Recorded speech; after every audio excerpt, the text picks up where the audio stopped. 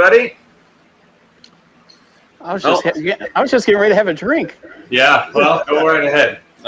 Anyways, guys, my name is Steven. The Lightspeed, I guess, as most people know. Today we're going to look at the Taz Lulzbot Sidekick 747.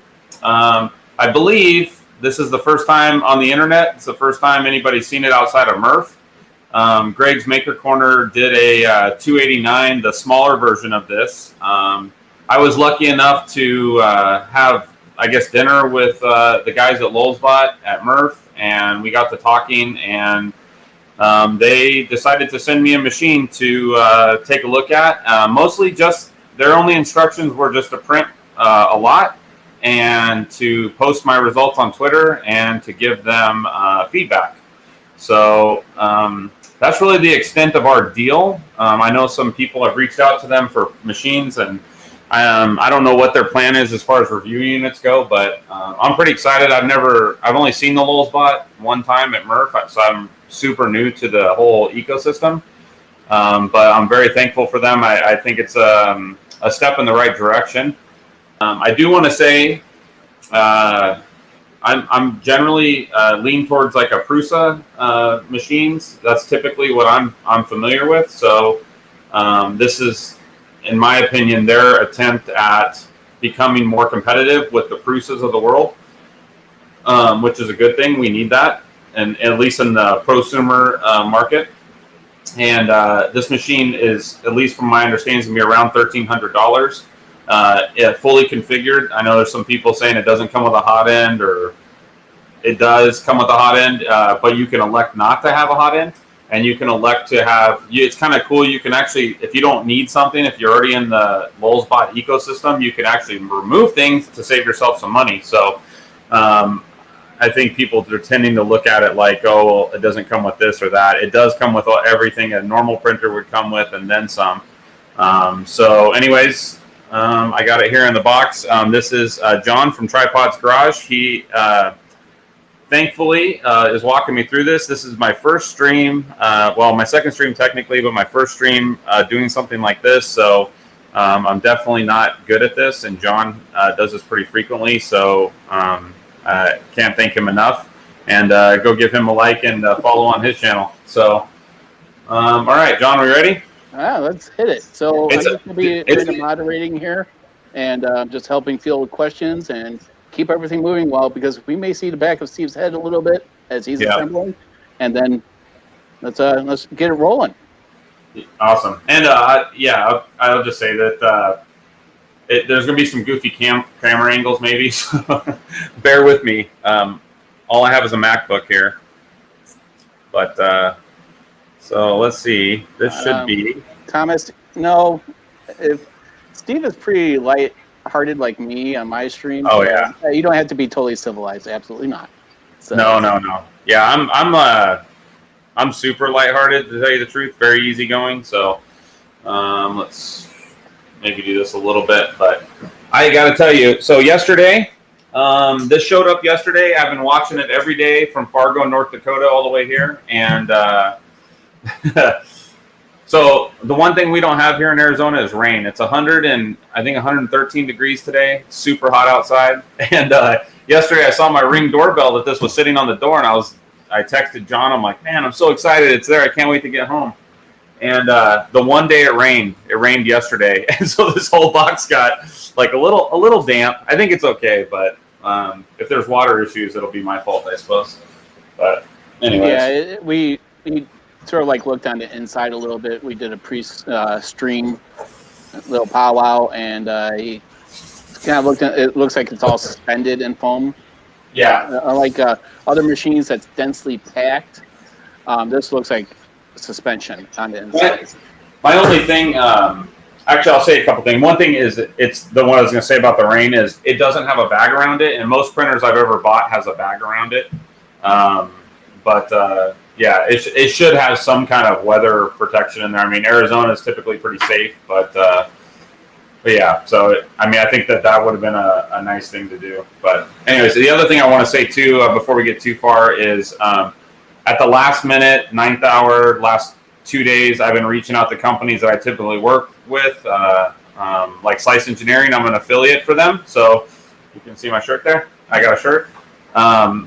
Those links are all in the description below. You can use my code to save you some money. And it's generally just a community link that helps people save money on Slice Engineering and Bond Tech things, anything that they sell. But also IC3D reached out. They're going to do a giveaway on the stream. And Thangs gave us a $50 Amazon gift card to give away. And Greengate and Protopasta, actually. Because I don't know what the affiliation is here, but Protopasta makes this. It's called For the Lulz, Lulz. So it's a Lulzbot inspired color, I guess. I don't think it's official with them.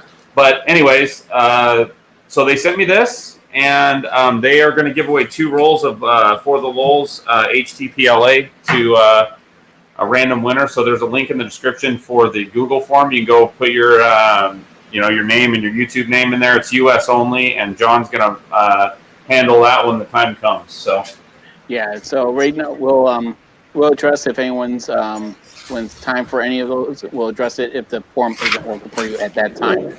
Oh, we got stuff falling out. So they got Polymaker PLA, Polylight PLA. And For the Lulz. No, this is 3D Fuel. Looks pretty similar though, huh? It's a little brighter. This is really bright filament, like super bright. And then it comes with a sheet. So my understanding is they haven't shipped any of these machines yet. We're going to go over the configurator here in a little bit, but yeah, this kind of shows how to set it up. This looks like it's printed. Maybe I don't know if haven't got the final one out yet, but. They did send me a special user manual, so that I think that means that these are not ready to go yet. So this is the official user manual for both of them. So we'll go through that too. Yeah, so this might be a beta unit. So we'll get clarification on it later. It was asked, where is the filament? Where is it made? If it's stayed on the side of that little. Which filament? The filament that you pulled out, the sample. Oh, the sample. Well, 3D Fuel is in North Dakota, I think. I know that. And Polymaker is a Chinese company. I mean, they're not a Chinese company, but their filaments are from China. But I know I just tried 3D 3D Fuel for the first time. I've never ever used them, and I don't think I have anything printed, but it was really nice. Like, I was surprised at how nice it was. I never tried them before, but this stuff's really good. So, all right. So there's a little sign that says remove the shipping fasteners. So I think I'm going to put this on the floor, and it's like 38 pounds or something. So see, everyone has a floor printer, even a new one. Okay, I don't want to hear it anymore about me and my floor printers. Okay, my daughter just said I have 6 of them. So this is Steve's first floor printer. Yeah. Oh, boy, it is packed good though. I'll tell you that. Yeah, so it's suspended like we thought. So that's nice. I mean, look at that. That's like in a little whatever you call it, like a little carriage. Man, that is nice. I mean, they got this. I don't know if they're going to do this for everybody's or if they maybe hadn't had the foam cut yet, but all right. So let's, I guess, take these end pieces off first. That makes the most logical sense. All right, go on. So the one thing that they're pretty proud of on this machine is that it's got a bunch of fasteners for shipping. You can see them here. There's like an orange one right here, orange one here. Greg's video showed these pretty well. They actually packed one up at Murph. Yeah, this foam doesn't look like it's the final product to me because it's just kind of jammed in there, but.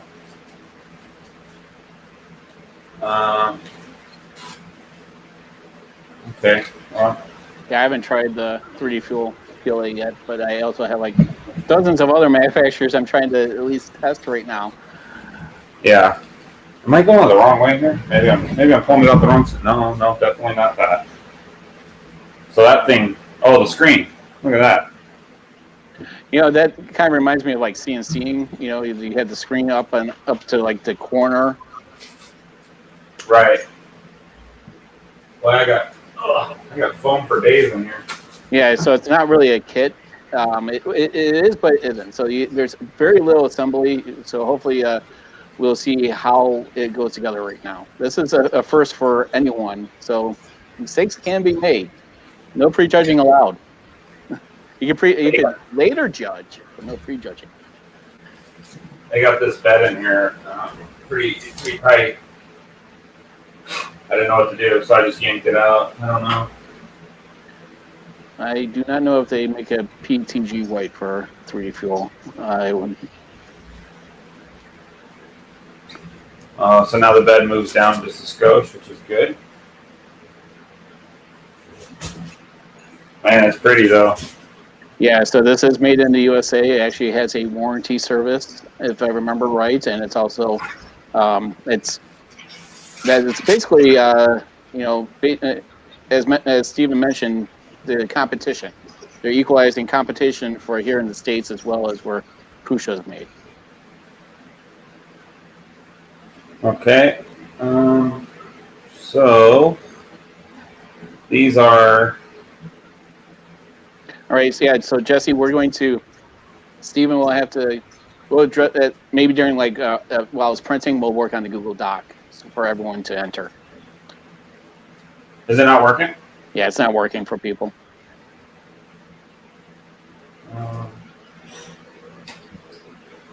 I want to set this down so I can kind of look at it, but get all this foam out of here. It's just amazing how it all folds in on itself. Says mount the y-axis. So the first picture shows it all together. The second one says mount the y-axis to the printer frame, swing out, and secure the electronics enclosure. So I guess I'll do that next because that's maybe holding the bed in. I don't know. So here's they have these little clips everywhere. It says pull. Oh, that's clever, man. Look at these. Look at these little. Wow.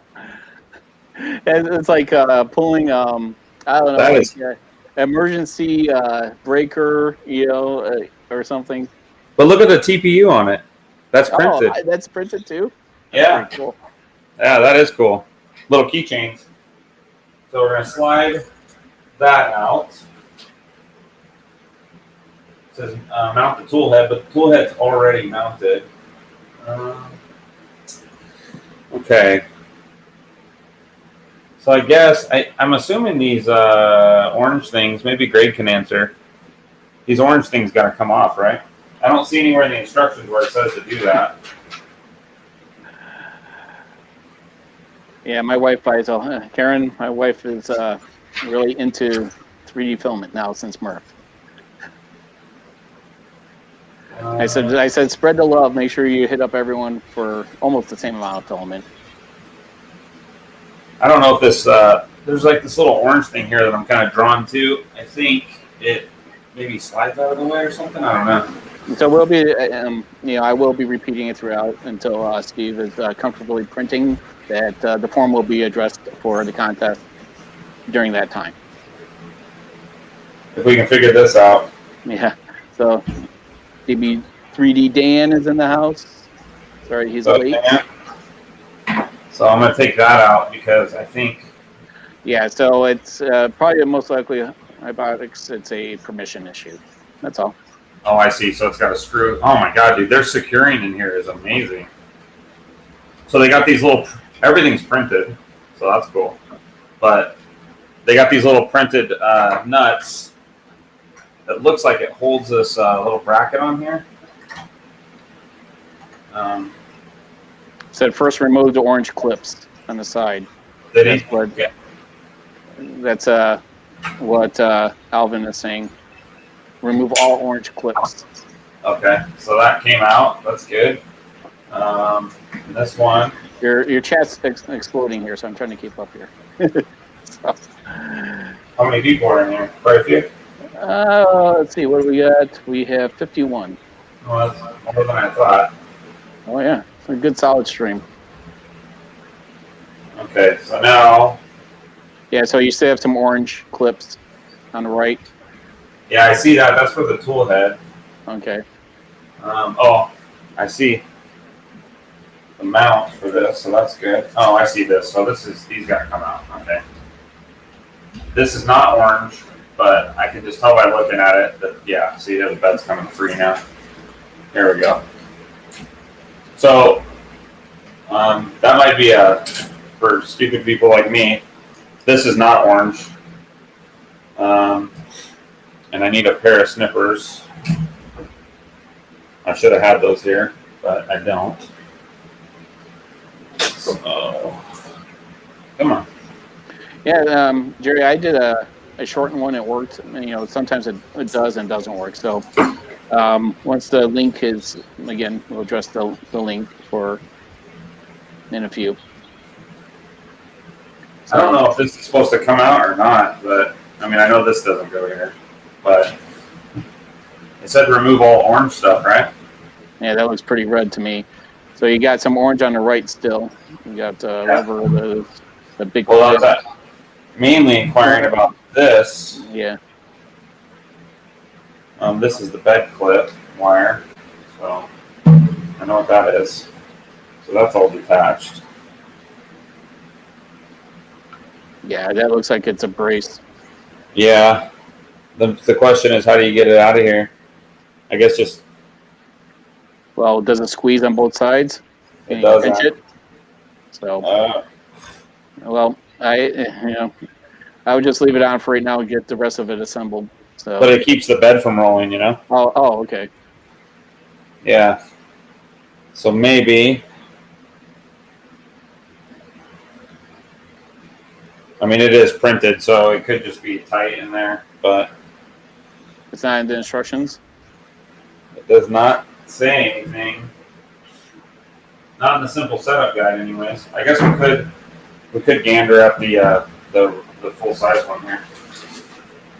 I don't want to ruin it. No. So Greg's Maker Corner says you take the heated bed out first. Yeah, I just got that. Yep. So now the question is I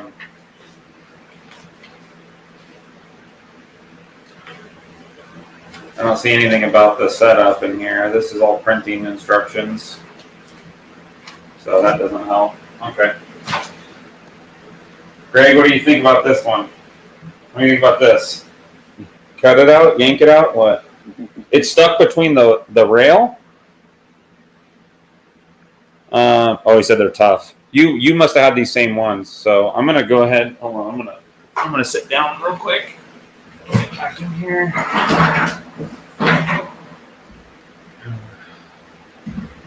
Yeah. You wonder if it's like tucked in. Is that just regular extrusions? That's right. Yeah. So these are turned at a 45 degree. I mean, I get why they're doing it. Oh, geez. They're in there good. Oh, boy. Here we go. Time to get the tools out. Well, as long as you're not taking a cutoff wheel or disc grinder to it, I think you'll be fine. Oh, there we go. There's one. Boy, this TPU is strong, man. Good Lord.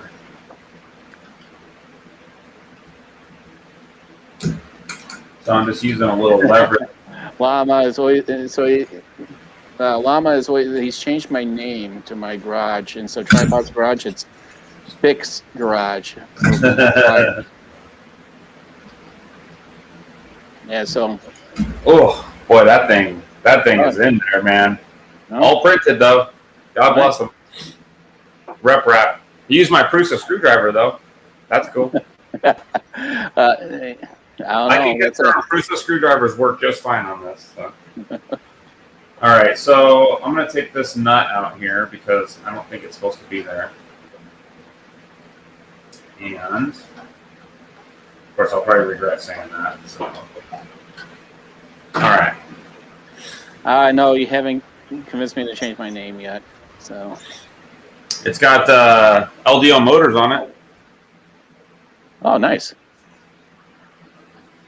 It's nice seeing quality components, especially when you're in that price range. You better have quality components on there. Right. Oh, so Greg's, did yours come with a Lulzbot toolkit? Yes. Very simple question. I just haven't gotten to it yet. Okay. So I'm trying to figure out how to best do this so you guys can see it. So I think I'm going to turn the printer backwards, like so. I'm going to open this and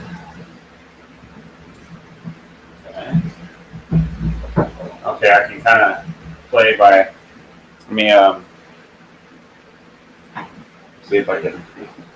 2005 V6 Mustang, yo dad. So you guys see this clip right here? So these go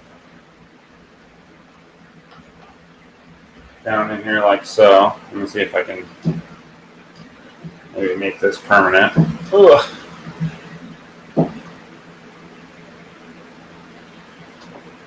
Nice. You guys see that? Okay. And then there's another one over here. Yeah, I may want to see if you could toggle that, make that one the small camera bigger. If you're gonna stay in that view. Yeah, I don't think I'm going to. Okay. One thing that's interesting though. I think we got a problem here. So this plug was off. Okay. When I got it out, and I don't know, that don't look right to me. Oh, I see. Maybe. Oh, I see. Okay, I thought it just was like a. I'm sorry, that was my fault. I think it. So Greg says you'll need the thumb screws and the bed and the green parts. So Yeah.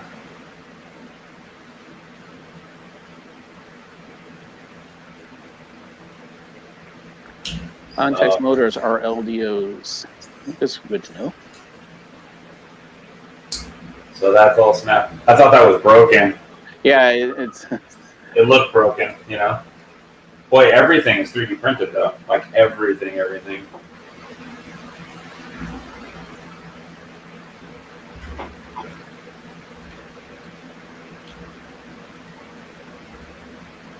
RTA said you already broke it.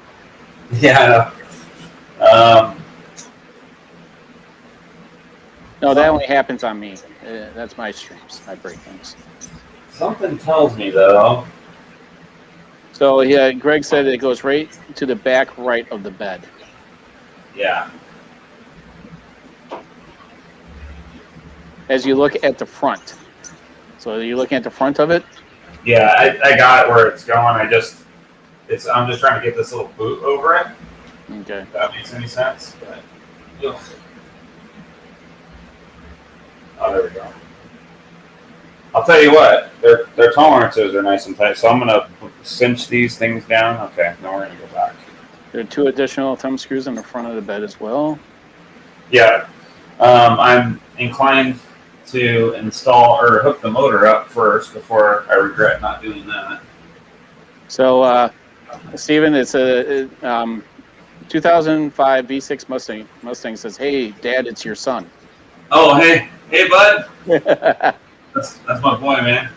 All right, so he kept on saying it. So I know you're interested in what you're doing. That's why I'm here, is to try to get your attention. So, that's my son. All right. Bigger than me. All right, so everyone say hi to his son. What's your son's name? Brent. Brian? Hey, Brian. Brent. Thanks for coming on, supporting your dad. Yeah.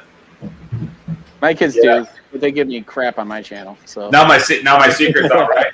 My secret's out. I got my kids to. I'm like, hey, make sure you guys sign on, okay? Yeah.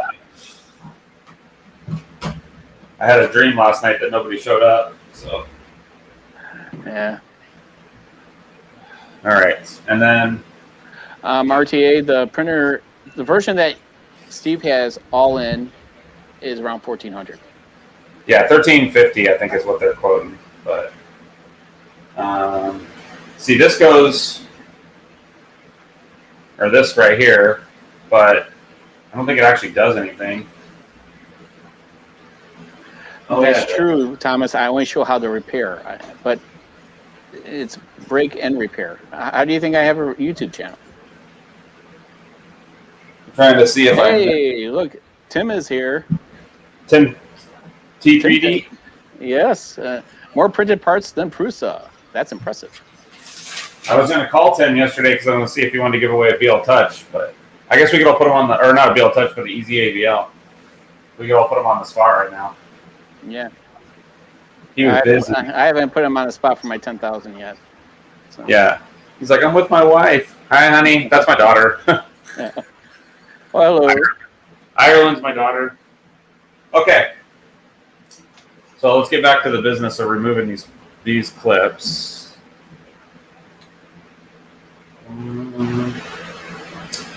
I tell you, it's really clever how they use all these clips, though. I'll tell you that much.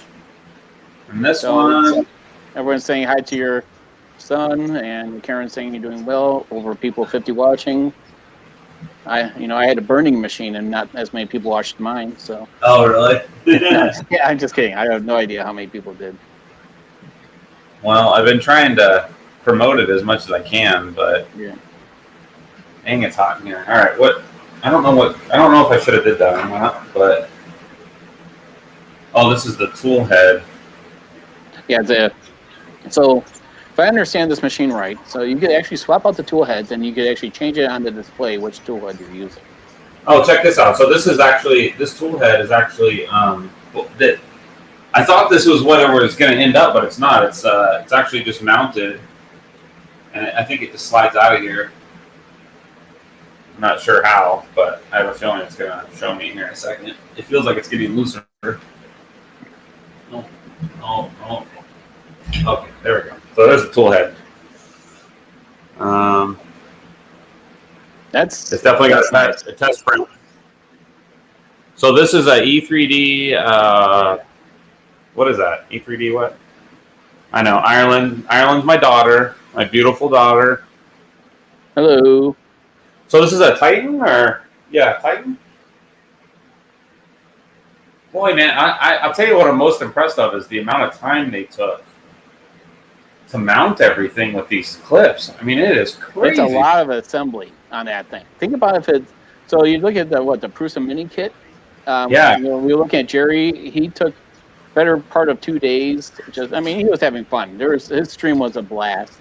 Okay, yeah. Jerry, 3D printing and painting. If you don't know him, subscribe to him and Greg's Maker Corner. And there's gonna be a lot of people I'm gonna plug along the way here, but imagine building that as a kit.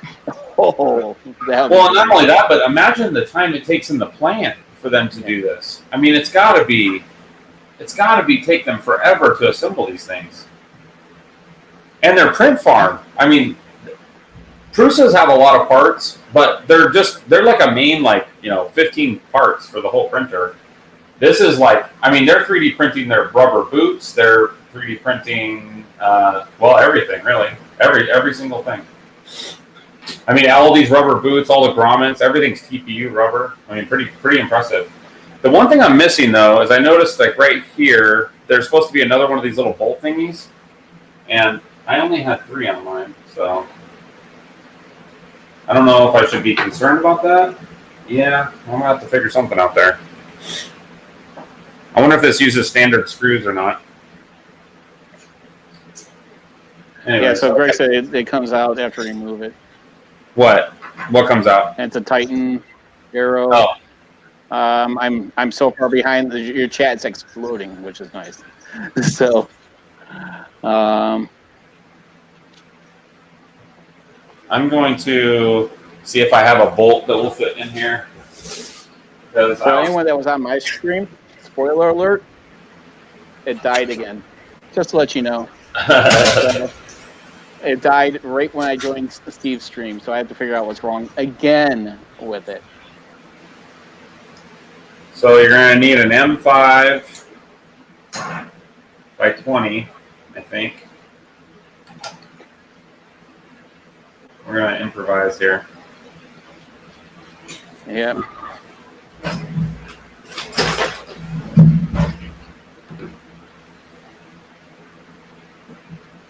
Nope. Story of my life. Oh, they probably have one in the toolkit, huh?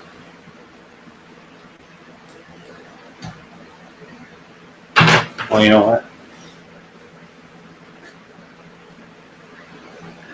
Let's see if you have to swap out tool heads like in 5 minutes. Lulzbot switching. Yep. Yeah, so that's one thing about switching the tool heads on here. It's just for the Lulzbot's really fast, which is nice. Let's get the wow stick out. Oh yeah, baby. Hey, this is the man's wow stick right here. This thing is awesome. Cow. Yeah. All those other ones are weak. Okay. So let's get the tool head mounted then, I guess, is the next step. Yep, so she moves over. Oh, there she goes. Comes on down. Boy, pretty cool, man. That is pretty neat. I mean, if you had like just a PETG one or something, you know, I'm pretty impressed. I should have probably opened that bag first because I bet you it has the things I'm missing in it. There's probably somebody screaming in the chat. Yeah, I have to agree with Tim on that. I think we all agree that the display is way overpriced. So. Is it though? I don't know. Yeah. Tim, for me, the price was just right. So I don't know what you're talking about. I think it's. I think people are looking at it wrong. So your son is saying, "Say hi to your ex-wife." Oh, hi, ex-wife. So, being a nice moderator I am, I have to call out everything. So. Hey, me and my ex-wife get along great. That's always good. It's best for the children as well. Yeah, so, we moved here together, and me and her husband are actually pretty good friends, also, oddly enough. But so there's a toolkit. Oh wow! You get a real Allen wrench set in that one. Oh yeah. They were right next to them practically for that glue. Was that the glue? Yeah. Oh, plug that glue. Put that glue back up. That was it. They were at Murph, weren't they? Yeah, and these are the new ones with the little caps on it. That's some fantastic glue to work. Got the power cord, and then the USB cable. So a couple of questions. I figured out, unless there's another, I don't know if this orange thing's supposed to come off. I think it is, but. Yeah, so everyone said all orange comes off. And that you blame your chat for that, so that's a mistake. So. I don't know exactly how it comes off, but I'm afraid to break something. Yeah, some of those parts are really tight. So, well, maybe you work around it and do that last. I mean, it doesn't go by it. So yeah, it's definitely got to come off for sure. It hits it. Okay.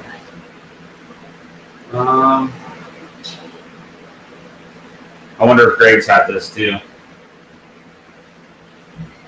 Greg's like, if it definitely comes off, don't be afraid. Yeah, I know. That's what I'm afraid of breaking it. But okay. So another question for Greg is: I thought there was a screw at the back of this one, if I remember at Murph, but I don't see it now. Unfortunately, I didn't get close enough to those machines that often because of how that floor was for me. Nope. So I only see went down there at day 3. I have abandoned the instructions altogether, but let's gander here for a second. I saw a page in here that was just for changing the tool heads. Oh, hey, look. Oops. Oops. Oops. My bad. Okay. Well, let's see if it would have helped me at all. Oh no, it was only 2 pages. That's okay. Oh, here's assembly though. Well, as you can say, there was not enough pictures.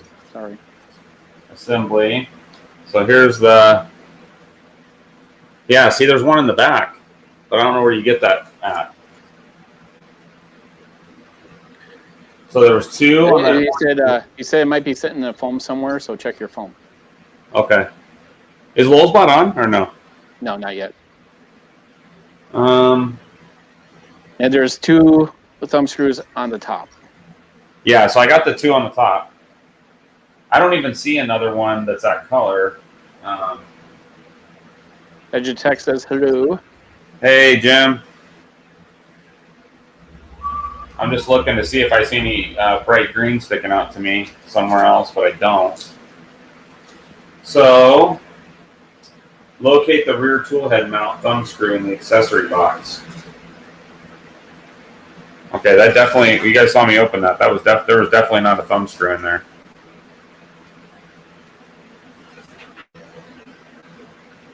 Yeah, there definitely was not one in the accessory box. Right? There was the cord, the power cord, the gloop. So I think in the interest of getting this going, I think I'm going to take one of these ones off the top and put a regular screw in it. And I'm going to use this one on the back. Yeah, and you may find it later. Yeah. Yeah, it's... I can't really see very good, but...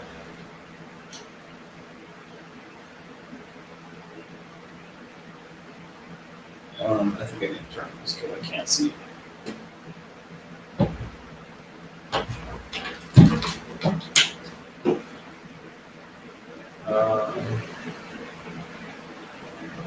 Okay, well this, I don't see how this would work. Yeah, so Greg says there should just be standard M3 screws. I mean, that's most common in all 3D printers anyways.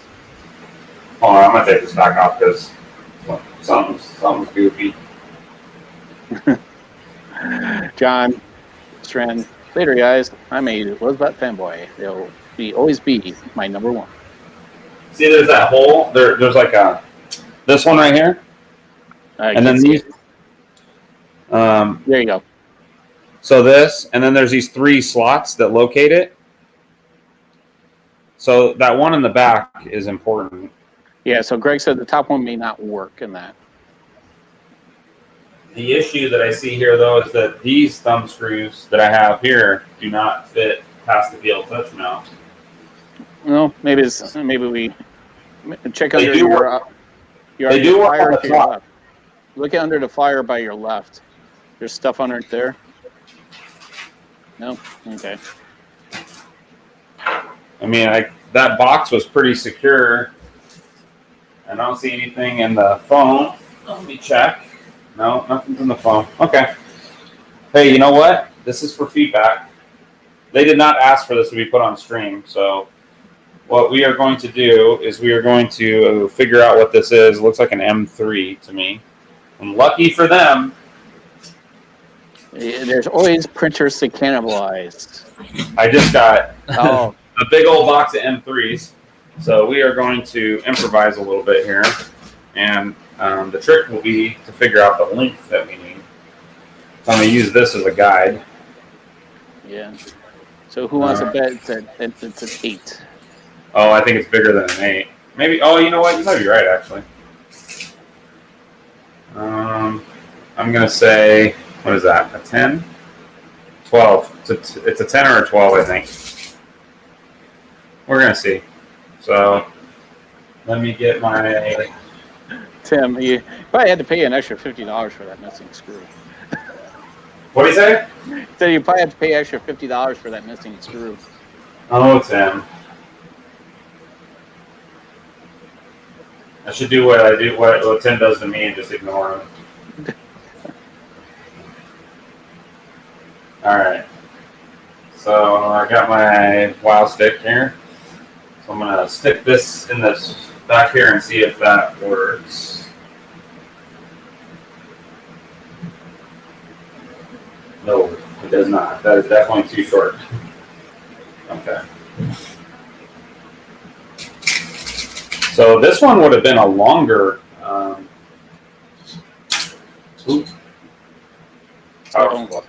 You can actually reprint it. It's on their GitHub.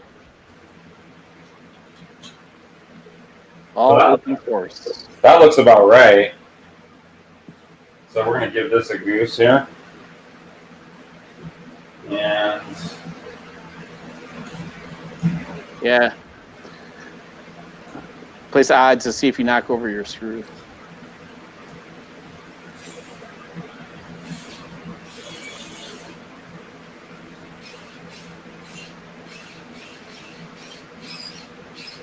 Oh yeah, dude, it locks right into place.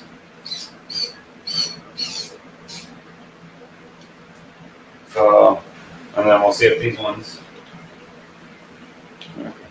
You know, I feel kind of bad streaming this because that was not their ask, but.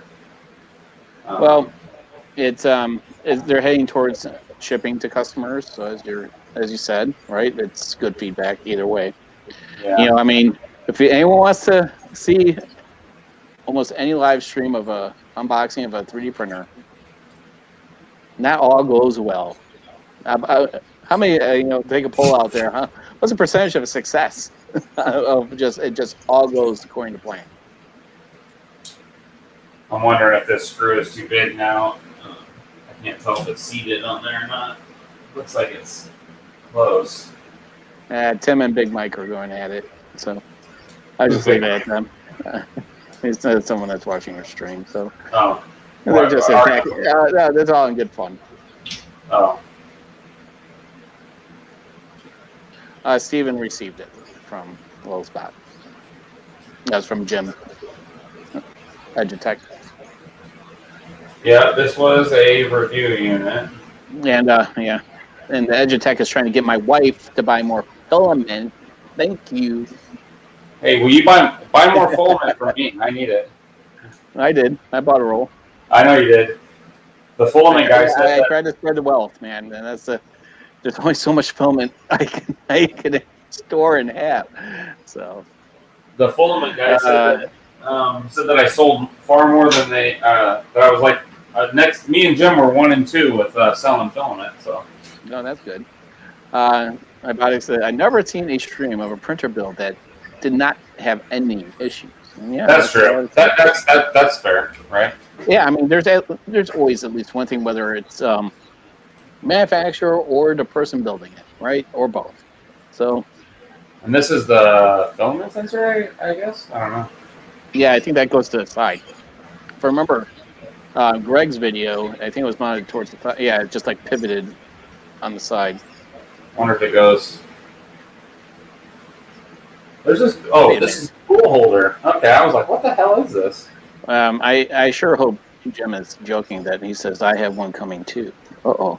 Oh, does he? I guess so.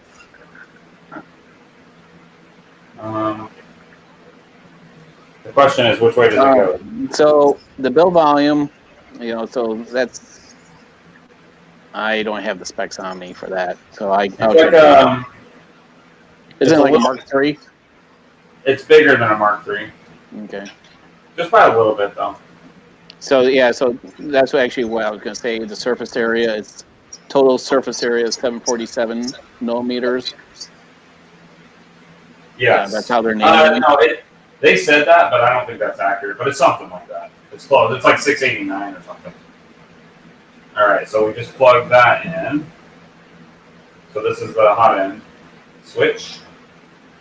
And this is like messing with my OCD here.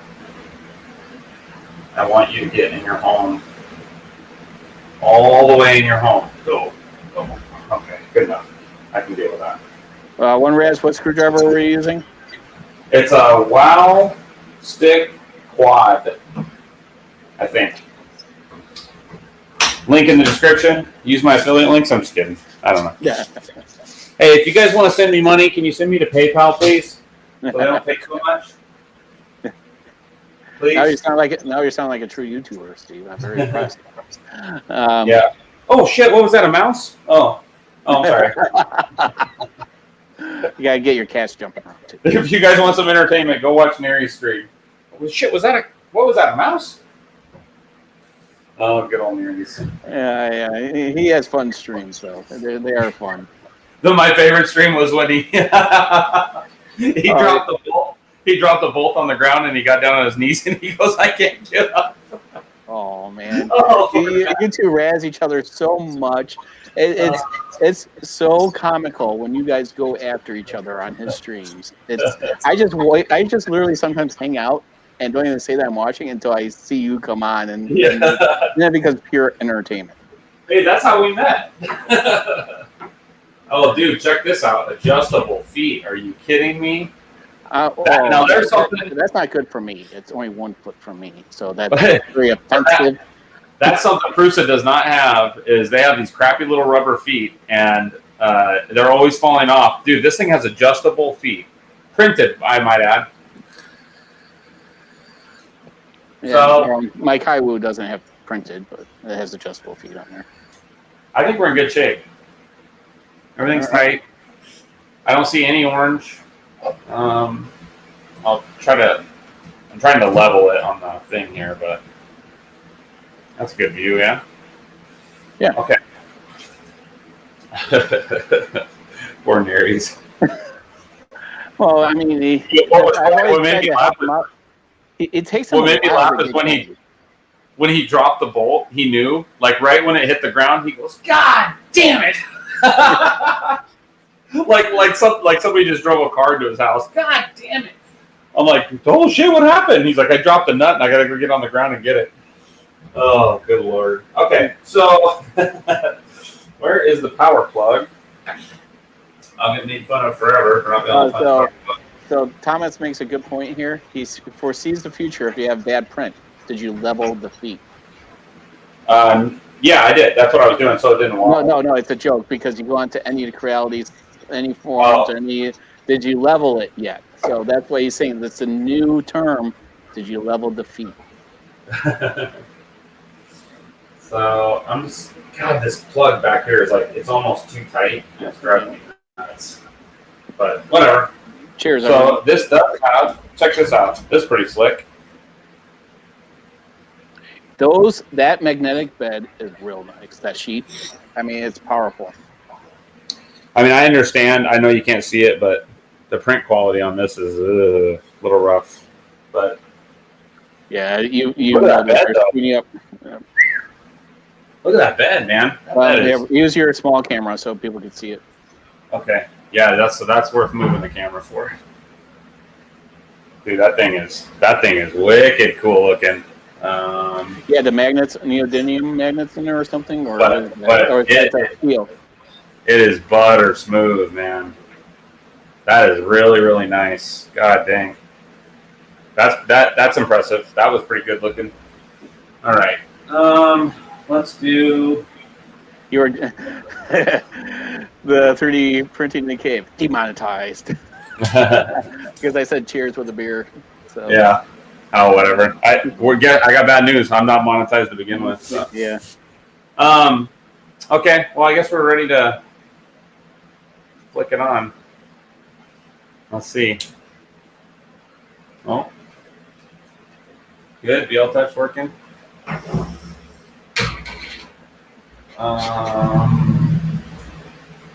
Oh, is it gonna home on its own? Uh-oh. I'm not ready for homey. Oh, dude, this bed is like next level. I can see one problem here is that it's like hanging up on the. Are you still there? Yep. Oh, okay. You guys waiting for fire or something? No, I was just waiting for a comment. I was waiting to see it. It looked like it's kind of like this. It's like maybe holding it or something. Yeah, Edutech brings watching on mobile. Yeah, it sucks that you can't tag anyone on the mobile. That's one thing that's really irritating. I've seen so Thomas Anderson. I've been sitting on a EasyFlex magnetic pad for like a year because my friend in US thought it was the flex sheet because it was flexible. So one thing that's unique about this printer is it's got belted Z's here.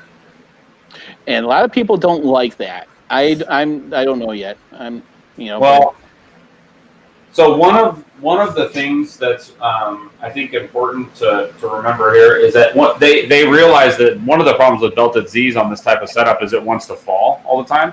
Mm-hmm. And everybody, I was talking to the 3D Musketeers guy about it, and he's like it's what if it gets in a print and a power failure and it's blah blah. And I think for most people, I think I've read somewhere that like 80% of people never experience a power failure. So, but there's always a big emphasis on the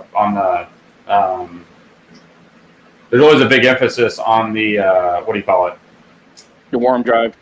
Yeah, or on the there's a big emphasis on the power failure recovery, right? Yeah, but the reality of my printer once.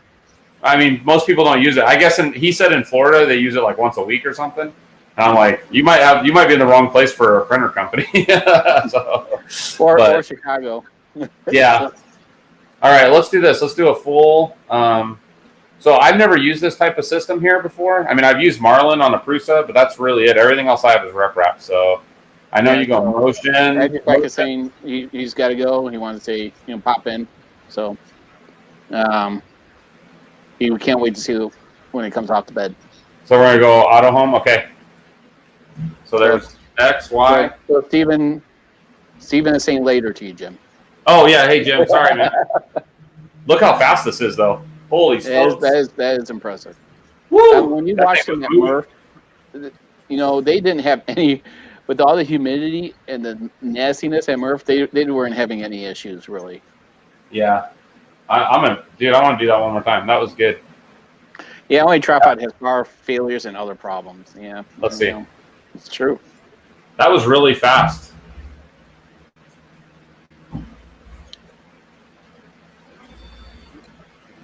It definitely it moves pretty good. You doing all the homing right now? Yeah, I just did it. Leveling. I'm really surprised at how fast it moves. Stop. Okay.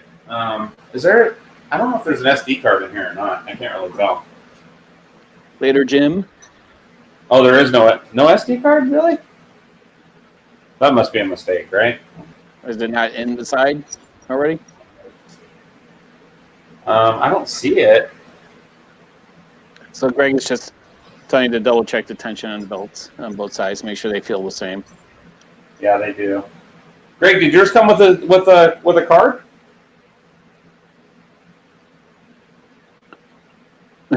Yeah.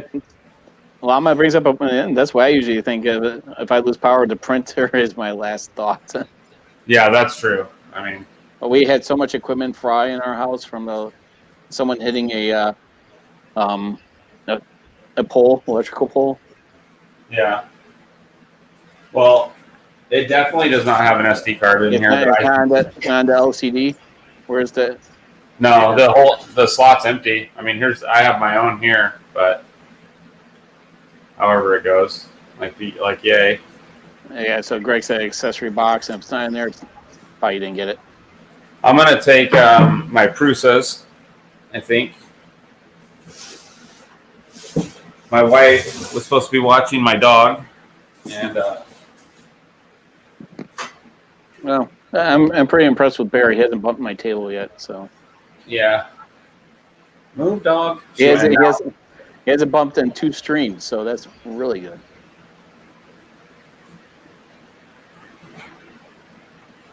And this is on a Mac that does not have a.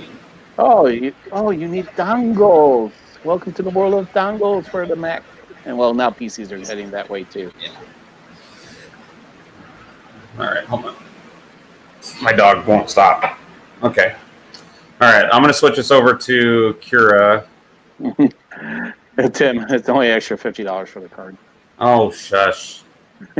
No, that was Greg that said that to Tim. It wasn't. Oh. So. All right. Can you see Cura? Yeah, Cura.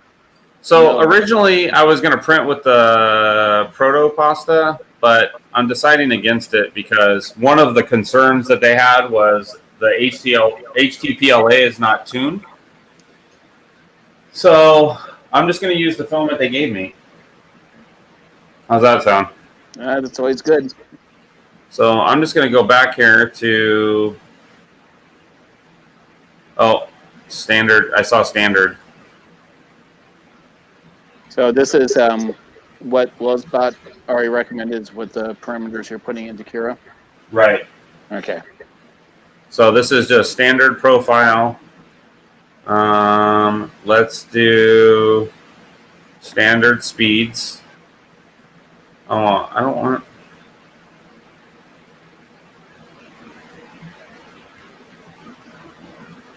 Don't do goofy stuff to me. Okay. I just want everything to be factory here.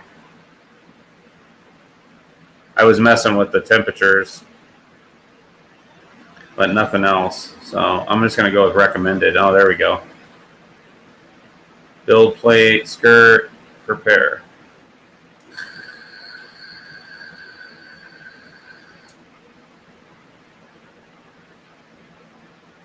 Okay. Save to removable disk. Yep, Prusa. Attaboy. Knew exactly where to go. All right, and then this should say eject right here too, right? Wait, what was that? No, that's my dog growling. No, oh no, never mind. I'm sorry. Hold on. Say ready to save to removable. Okay, and then let me see if I can get this out of here. Oh, come on. I hate Kira. Bear's now doing your stream. And Bear's now the moderator.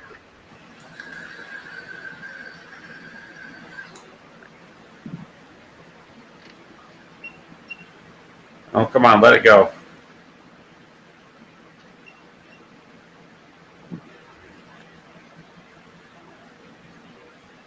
I don't know if I'm like, I feel like it's not saving to the disk. Oh, file saved. Okay, here we go. Eject.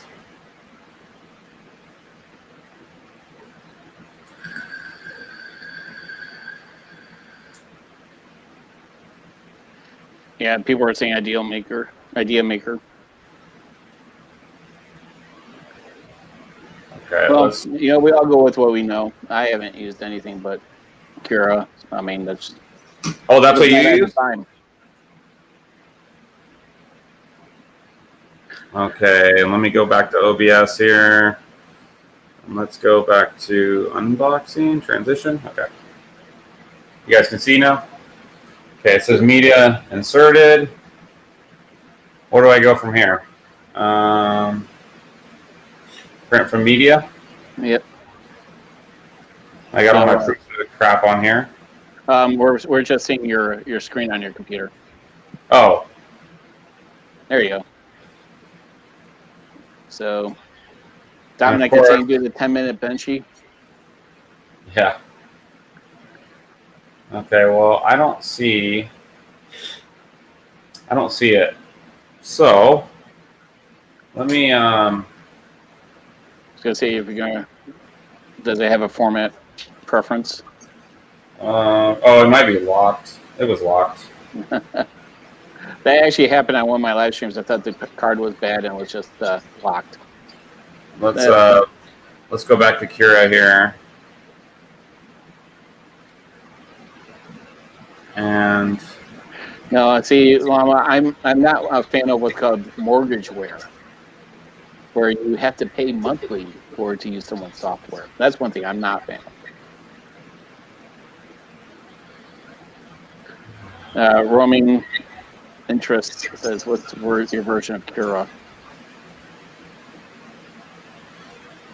What's what? Your version of Kira. 3621.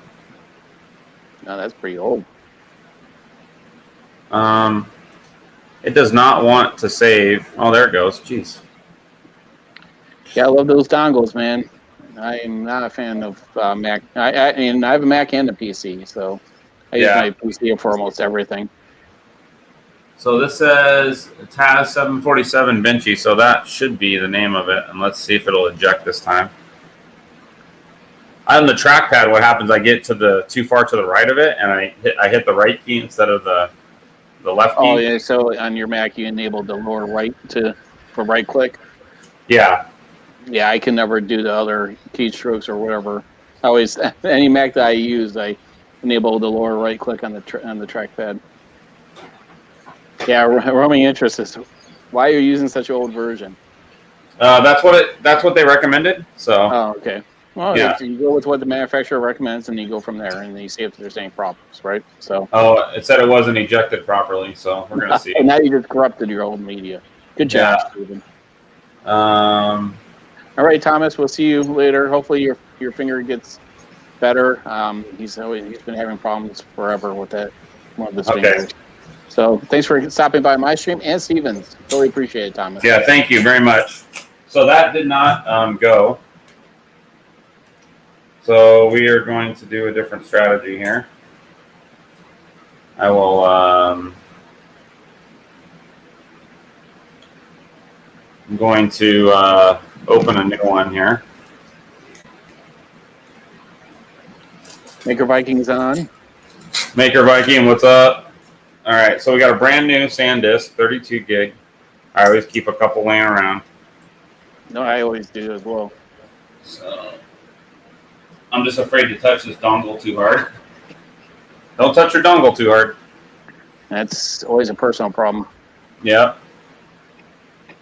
Okay. And then I'm going to check to make sure it's in there. There's no name, which is great. We're going to say save to removable disk. And I don't understand what I'm doing wrong here.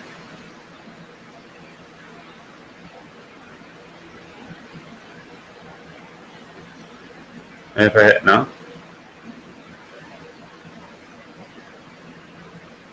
You see what it's doing? No, because you still have your computer screen on. Yeah, what do you see right now? You see Cura, right? So well, yeah, you don't see anything. You see a border of Cura. You don't see your desktop because you have to switch to your desktop for any of that to happen. So it's weird. It's like it's not letting me.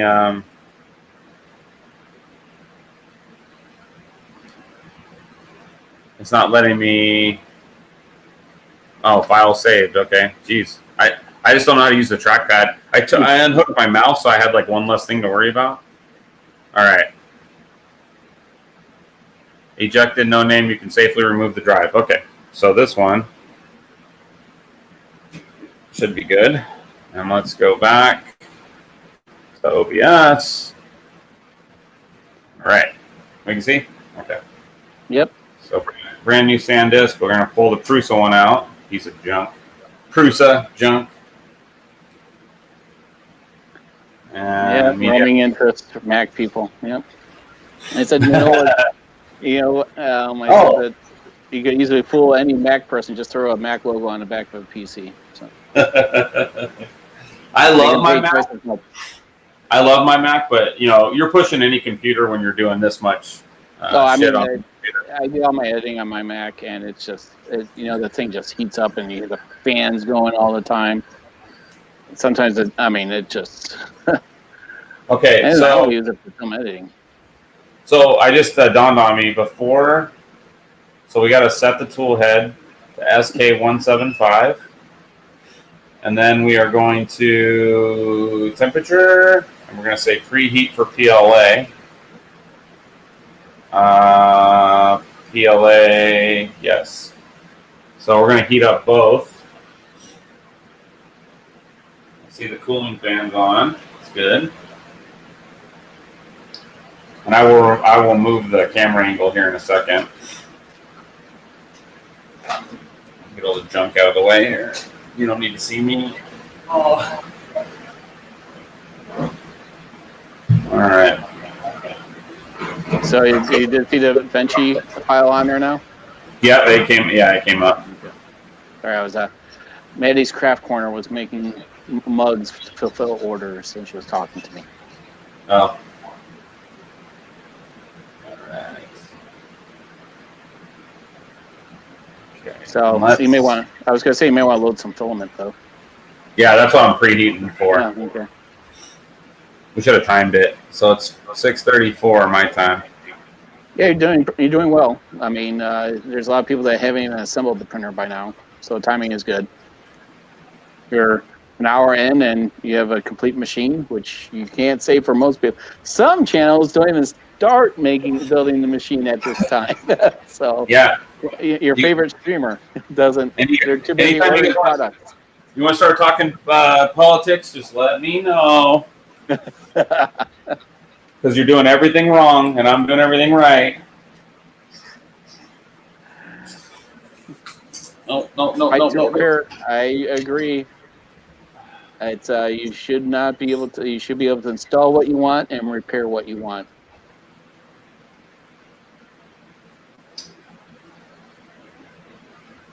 Yeah. Oh, does that meanwhile have a power selector switch? I don't think so. I didn't look, but I don't think so. Yeah, I mean, you would hope that it's auto sensing for that price.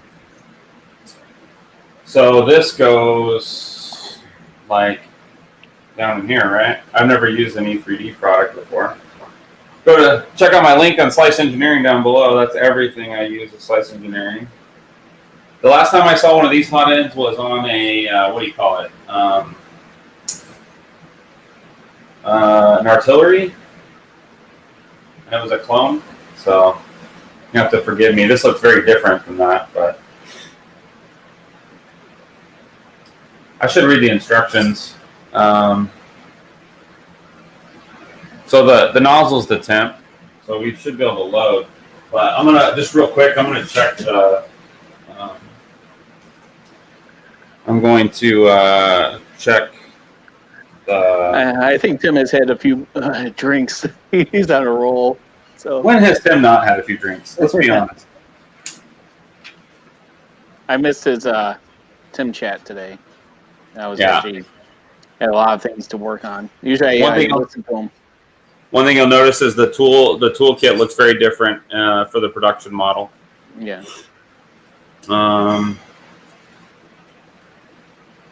Let's lock the tube holder in, so I got that right. I guess slicer installation, we can skip that.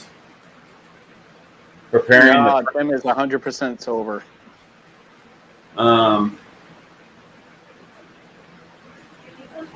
Did you get food? Were they there? The tacos were there? Oh, okay. Yeah. They can see you. You're not a secret.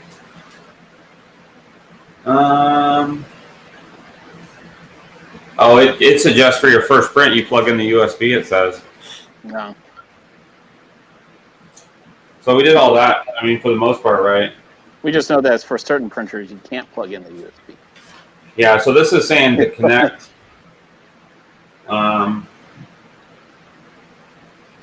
So I'm just trying to.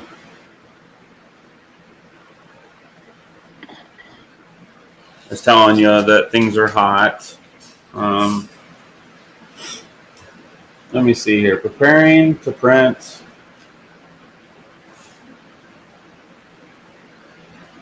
So that's how to purge the filament. I'm more concerned about the Z offset and stuff. I don't know if that's a thing or probably don't really have to worry about that too much, huh? Well, is it available on the menu? Well, I see the sensor. Click the connect button on the manual control. Okay, once connected, the stops. Okay, USB. This is all with it connected to the computer, which I don't want to do. It says move the tool head to the bottom left corner of the build area. The tool head nozzle and plate service will begin. Heating temperatures set in Cura.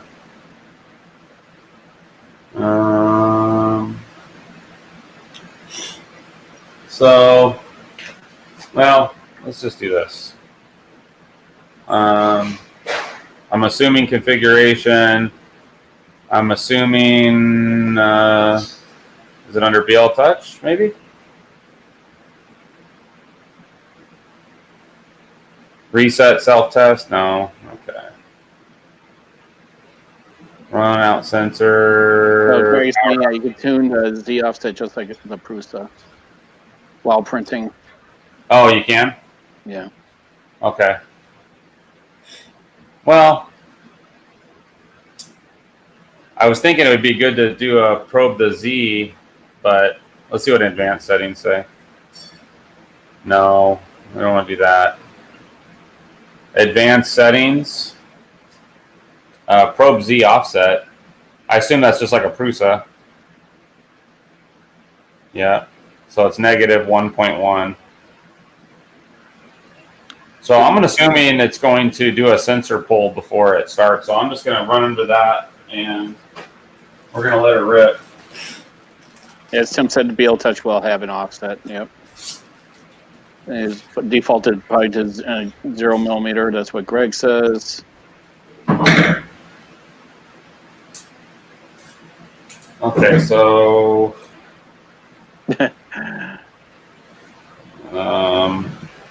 Rena Kelly, you're not good at reading instructions. Hey, I like to give you credit. They are instructions, what? not directions. So it's real irritating when someone's like, "Did you follow the directions?" Well, I'm not going somewhere, so why would I follow the directions? Who said that? No, I'm just saying. Someone said they're not good at following the Oh, instructions. So I said I gave praise where praise was due because they are called instructions, not directions. yeah, that's my ex-wife, I think. Rena Kelly. Yeah. Well, this is a funky problem here. Oh. Let's see if we can. I'm trying not to. Greg says to set it would set to Z and lower it, so it doesn't have a chance of hitting the nozzle or your bed. I mean, so Okay, hold on. you'll be able to lower it negative 3.5 millimeters. The tube should go behind the printer, not in front of it. The what? The tube should go behind the printer and not in front of it, per Greg. Really? Right? Okay. He's your residential expert right now. We can always bring him in. So yeah, I mean, I'm good with that. I think what he's saying is it's got to go around the back then, or Yeah. If I remember right, that oh, I know what you're saying. yeah. So yeah, don't there you go. Perfect. It's got to go up through here, right? Yep. I mean, that makes logical sense, I guess. And he said it probably doesn't matter much. It's just a tube. That's how they had it at Murph. So they had to run it over the top of the gantry then. Mm-hmm. Yeah, makes sense. Oh. Uh-oh.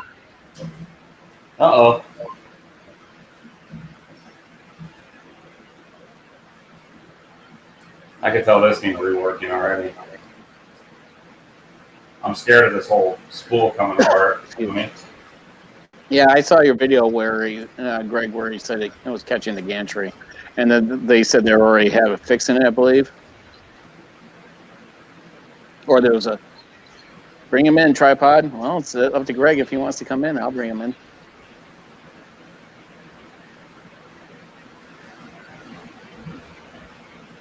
Greg thinks that they fixed the part on yours. I can't even get filament to go down on this thing. Oh, there it goes. I think. Let's see. Tool heads. No.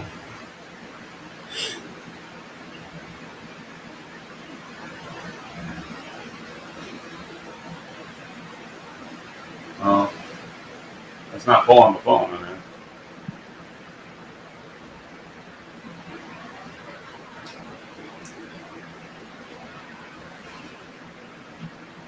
I don't know anything about these.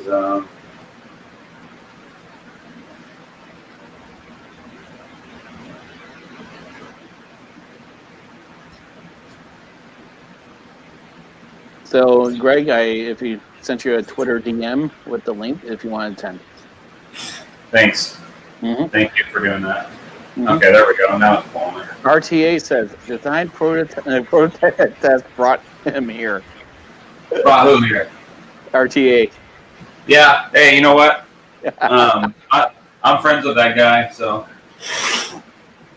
I mean, friends. I don't know. I like him to some. I don't agree with everything he says, but we get along pretty good. I did reach out to him and ask him if he could promote it. That'd be great. So, this is if you watch Design Prototype Test, this machine is what he's talking about, right? Like a made in American, innovation, not imitation type stuff. So, all right. So there's our first little purgy bird right there. I could tell you that loading the filament was less than, how do you say, smooth. So, okay, so now, the bed's locked. Damn it. Continue. The one thing I like about the Prusa's is it lets go of all the motors. When you're done. You click on it? Well, pretty much after everything, it lets go of all the motors. So let's see, where would I find motion? Yep. Disable so I've said that design prototype and test sent them here as well. Oh, that's great. Thanks for coming, man. Yeah, like I said, everybody's got their opinions, and I try not to persecute people. I never watched the video, so I'm like, I didn't know if it was a joke or not. So I never. Oh yeah, no. So I with some of the humor that's going on in chat. So accept my apologies, please, because I have no idea. Oh no, you're good. When I host someone else's streams, I'm used to the people in the chat, which I see a lot of faces I know, or see a lot of faces I know, handles I know. It's easier for me to. But when I don't know the person, I assume it could be either joke or not. So right. So I never watched the channel. So maybe now I will. Oh, I get a lot of shit for for watching him, but dude, the guy's smart as hell, and he does a lot of good, I think. So all right, let's John Pop as well said came from that channel as well, or from him, his suggestion.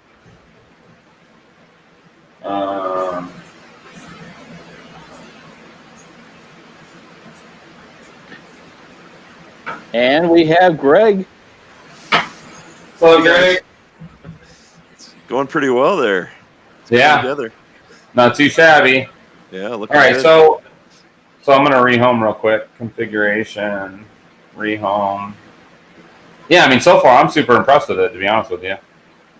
I mean, it's definitely my biggest problem here is I don't know how to navigate the screens here. So yeah. So GPT did a promo video for this stream around 3 hours ago.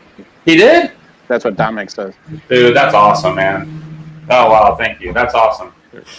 Well, old Gamunchin, you didn't see a print yet, but neither did you. I got a partial print on that CR6 SE, and then it. Oh, it crapped out on you, huh? Yeah, again. Thanks. It was doing so well. I think it's time for a burial. Okay. So. Yeah, you should be able to tune that Z offset when it starts. If it's. Greg, did you need to? If it's set to -1.1, I would think they already probably, that might be the default. Mine, I think I had to drop down to -2 point something with that toolhead. With the Mosquito one, I actually had to go a lot lower, like -3 point something. Yeah, and that makes sense, I think, because it's a lot smaller hot end. Yeah. Right? Yep. Okay. Well, let's. We're ready to start a print, I think. So. Print. So, you need to let me know if you want another guest. Who is it? I'm. This person has my personal phone number, so I don't hand it out very much. Who is it? But, let's wait until you get at least the print going, and then I'll let you know. So it is doing a check here. Yeah, it's going to do a 9-point probe right here, which is pretty good. A little slow since it is a BL touch, but it works good. How's yours been working, Greg? Good? Good, yeah. Yeah, I mean, actually, yours might do more than yours is probably going to do a 12 because you got a bigger bed. Mine does a 9, so yours is probably, looks like it's going to do a 12-point. It's impressive how much printed parts are on here. Yeah. Yeah, and just knock the top because you can really see how stable it is. I mean, I was like, man, this thing is pretty sturdy. Yeah, he said you could stand on it. So yep. The other thing I noticed is the acceleration is pretty wicked too. Like it's definitely just, moving around pretty quick. I have a little goober on there. I wish I. Steve Bolton, it says 25. Yeah, I think it is more. Yeah, that's a lot. How many people are on the stream, John? 40 right now. But you gotta realize that the numbers are the only way you can is at the end is like right when you cut it off is because people bounce in and out, so you're never going to get real numbers. If everybody wants a sub, that'd be awesome. Oh yeah, definitely like, subscribe, share. I mean, this is the first live stream of this, so yeah. It's cool to see companies trying to step forward with quality warranties and customer support. Here we go. Where you go? Tune, and I think you can even double click it or hold it down. I forget, but there you go. So left will lower it, right will raise it. Can you see it hitting the bed? Yeah, it's actually pretty good, honestly. Okay. Oh, I went too far. It actually was pretty good. I shouldn't have messed with it. Yeah, Jerry. As soon as the print's going, he'll check the Google Doc.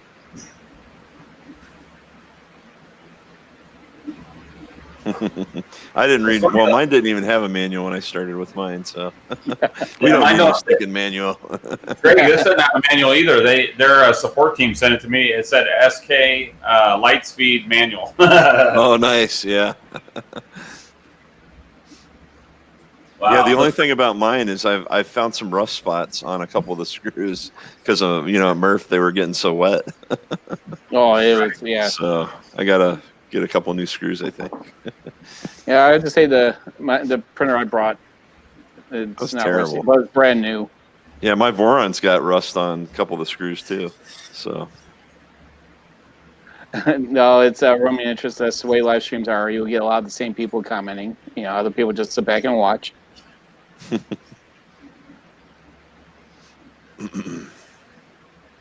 Cool. That looks pretty good. So price point for this one is just north of just around $1,400. I shouldn't have lowered it, Greg. They had it perfect. Was it right? Yeah. Well, you could always start it over. It's definitely smashed in that first layer a little too much, but yeah. I think they must calibrate it, and I know those BL touches are really repeatable. So even moving them, you're still going to get a pretty consistent read. Especially the way it's mounted on the gantry, it's fixed in place. Oh dang! I was going to take the box apart. Have you taken the box apart yet? The cardboard box? No, the electric box, the electronics box. Oh yeah. I had to. So with mine, I actually had a bug. I couldn't when I put the M175 Mosquito Bondtech toolhead on. I could not lower the nozzle enough, so they had to. They sent me. I had the idea of just lowering the Mosquito toolhead, and I actually went into the 3D printed file since it's open source, and I moved the holes down. But they're like, oh no, here's a new boot, because what was happening is my BL Touch needle was hitting the boot and the back, but I can see on yours already has the updated boot because it's flush with the bed. So you can probably go all the way down to like negative, maybe even negative 4 millimeter. Oh, really? Yeah, you should be able to. Just the way, because those are universal tool heads, so they're going to fit the same way on every printer. But I do think they need to change the design of the part, and it was pretty easy to lower it. So I may just end up swapping it out. So you had 3 of these little screw things up here, huh? Yeah, and the one in the back, it's longer. I can take mine out and show you real quick. Let me grab it. Well, I just grabbed I think it's a 20 mil out of my parts kit, but I don't have I don't know what it said. It was in the toolkit, but I definitely didn't see it in the toolkit. It wasn't. I didn't see it either when you opened it. So somehow they must have forgot that. But you should be able to locate. I was trying to find it on their GitHub, which is actually a GitLab site. I haven't found it yet, but I'm sure it's out there somewhere. So you'll be able to print it. They also the bed mounting screw. I was missing one of those too. So. Mm-hmm. Yeah, let me grab mine real quick. Hang on. Okay. So, let me know if you want Tim to join, Steve. Tim? Yeah. Tim is welcome anytime he wants. All right. So I sent them the text to ask him if he wants to join. So. Yeah. I figured. I mean, you guys are all pals, so I just wanted to give him crap over text. So I consider Tim a friend for sure. Yeah. Tim's let me into his house once, so good enough. So this is what it should look like. I've let Tim into my house. So. Oh yeah, I see. I don't have. Is there a little sleeve that goes in there? Yeah, there's a sleeve, and then there's a really long screw, and it's not threaded the entire way, but it's I'm not even sure how they put that in there now that I'm looking at it. But yeah, I wonder if they add it when they print it, maybe, huh? Yeah, maybe. Yeah. Oh, see, but yours has that little collar right there. That the little collar, does that go into the printed tool head? Yeah, it inserts in. Yep. This whole thing just goes to the back, through the back of the tool head. Oh, Dan saying something about a fan. I was like, oh shit. Yeah, so this one, it doesn't have a hole for that little collar. It just basically got the heat cert. Or does it have it? No, it should still have it. Well, yeah, it probably has like I'm guessing a tapered hole. Greg, maybe you could take some measurements off that. Yeah. Well, because the way the tool head mounts, there's like a little triangles that it locks into. Mm-hmm. So. Well, the reason I never let you in, Jerry, is because you were standing on the corner. I didn't want the wife to get the wrong idea. So, if somebody goes to my stream or my the thing, and so the Google Docs is not working, is that what I'm hearing? Yeah. So if you want to take a look at that real quick, roaming interest asks about the layer height. So it'd be good. Because I'm pretty sure it's like a 0.25 probably on that. What, the layer height? Yeah, because it's a 0.5 millimeter nozzle.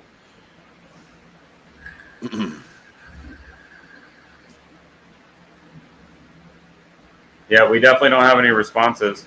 So let me see. Pre-filled link. It's a long link though. That's the problem.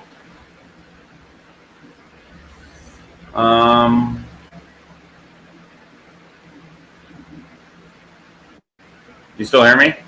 Yep. Yeah. Okay. So I'm going to ULR shortener.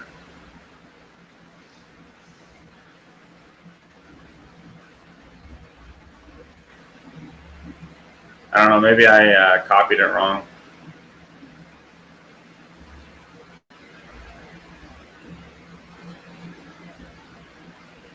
Okay, and then I'm going to double check it.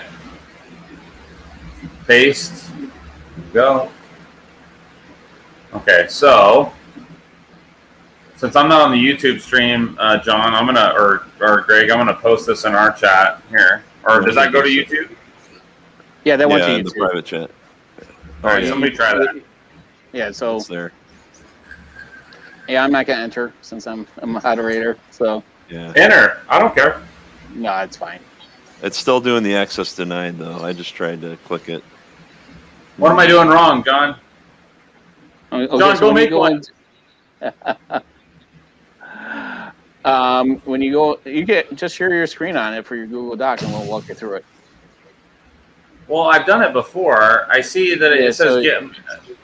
Yeah, so you have to do share. You click in the upper right. I believe it says share. Right. Yeah. Well, no, it says make a copy, move to trash, get a pre-filled link, print, add collaborators. Let me see. What's the settings? No.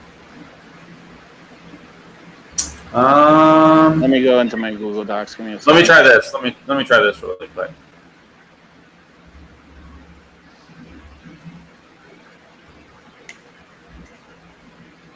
Let's try this one. If this doesn't work, I'm confused. Let's try that.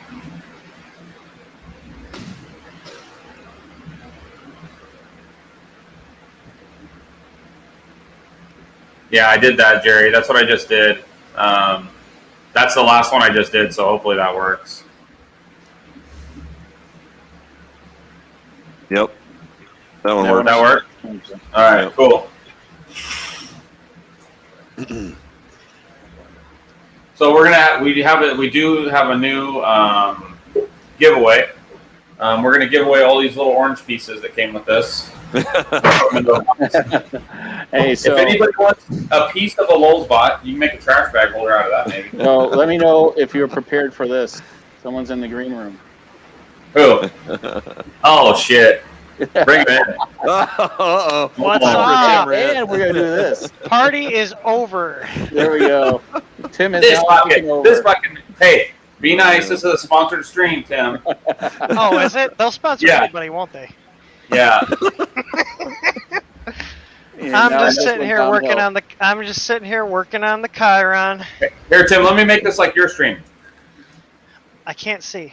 Oh, there you go. Oh, shit. With the It's a vape Creality. smoke. Wait, are Oh, we? wait, Are wait, we? wait, Are you here, go ahead. reviewing an It's a ANET? reality. I thought you were looking at an ANET. It's a TH3D. ANET's the one. ANET's the one that causes the fires. Creality has only had a couple. Yeah. Okay, unless it's a CR6. Hey, Tim, this is coming out of my Easy ABL. Is that right? No, you We probably gotta switch it over. You probably hooked it up wrong. I'm trying to figure out what freaking pin they used for the runout sensor on this Chiron here. What is the board? What board are they using? This is stock. It's their Tri-Gorilla, but they did a lot of weird stuff with it, with what pin choices they decided to use. So it's not standard at all. Dude, this Benchy's printing nice. I ain't even gonna lie. I wish I could show it to you better. It's super nice. You know, maybe if you're a real YouTuber, you'd have a better camera. I do have a good camera. Tim, I got this from TH3D. What's that? It came with my Pi kit. Then how about you Easy Pi. focus it? Is Or it not focused? You know what? Streamlabs is probably killing it though, Yeah. because it looks like it's in downgrading the focus, but compression. it's like pixels on my screen. Yeah, I think he's running the 720. Yeah, I'm running 720 as well. It didn't give me an option. Why is it fluid sensor not reading? What pin So- did they put this damn thing on? So Cyberlight, this printer standard comes with this tool head, which is a E3D whatever you narrow. tight narrow. Yeah. Now, when you first configure it doesn't. It lets you pick either the standard one or you can upgrade it to a Mosquito Bondtech option. That's one I Which, don't like. which in hindsight, they told me to go through the configurator and ask me to pick what I wanted, and I didn't even see that option, or I wish I would have picked that. But it's okay. Just talk to them. They might be able to hook you up. They hooked me up with one. Dude, they've already hooked me up more than I deserve. I mean, I think we all realize, we all recognize that this printer probably went to the wrong place. Don't That's let okay. them know. Don't let them know. Shh. Keep it a secret. When they told Chris Riley no, and then I was like, yeah, mine's on the way. I've got a whole 500 subscribers. You know, my personal channel I haven't uploaded in almost a year has the same amount as yours. But, I mean, I have a decent Twitter following, so I got that. Twitter. Yeah. Oh, I can't stand Twitter. Why not? Oh, boy. Not the time or the place, Mr. Lightspeed. Yeah. One thing I was just looking at was the it looks like they print all their parts on a raft, huh? Wait, really? Yeah, the print quality of those printed parts are not so great, but I mean, there they're we go. functional. Wait. No, seriously, they're using a raft? Yeah. That's... I'll show you. Look, I mean, you tell me. Well, even their Cura profile automatically prints a wrap in it. Yeah, ooh, Yeah, those are it rough. is. Yeah. I never It's want to not- hear anybody complain about our printed parts because It doesn't look that rough in person, but it definitely looks like it's printed with a wrap for sure. is that what you told your wife before you met? Yep.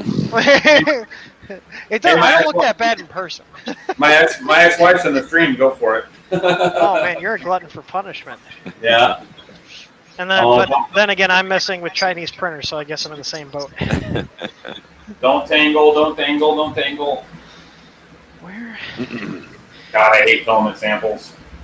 Oh, they're. Yeah. Oh, is that what they gave? They couldn't even throw in an actual spool, or is that? Hey, you know what? I agree with that. This should came with a roll of Lulzbot. Yeah. I'm trying. But we are going to give away some Protopasta Lulzbot That's or good the stuff. for the Lulz. Yeah, it is good stuff. They, Polymaker has some 3D Fuel. I can't remember all the different places that have the Lulzbot green, but there's like 3 or 4 of them, I think. Well, Hey, Steven. Yeah. Oh, sorry. I didn't mean to talk over. There's like a little delay going on. Sorry. That's okay. Yeah, go ahead.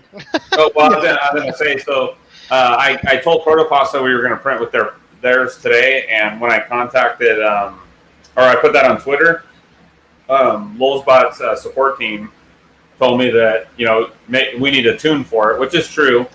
I just know that like these E3D hot ends, they like to clog with HTPLA for whatever reason. So I think that's maybe why they were concerned about it. But Wait, what? Yeah. Really? Yes.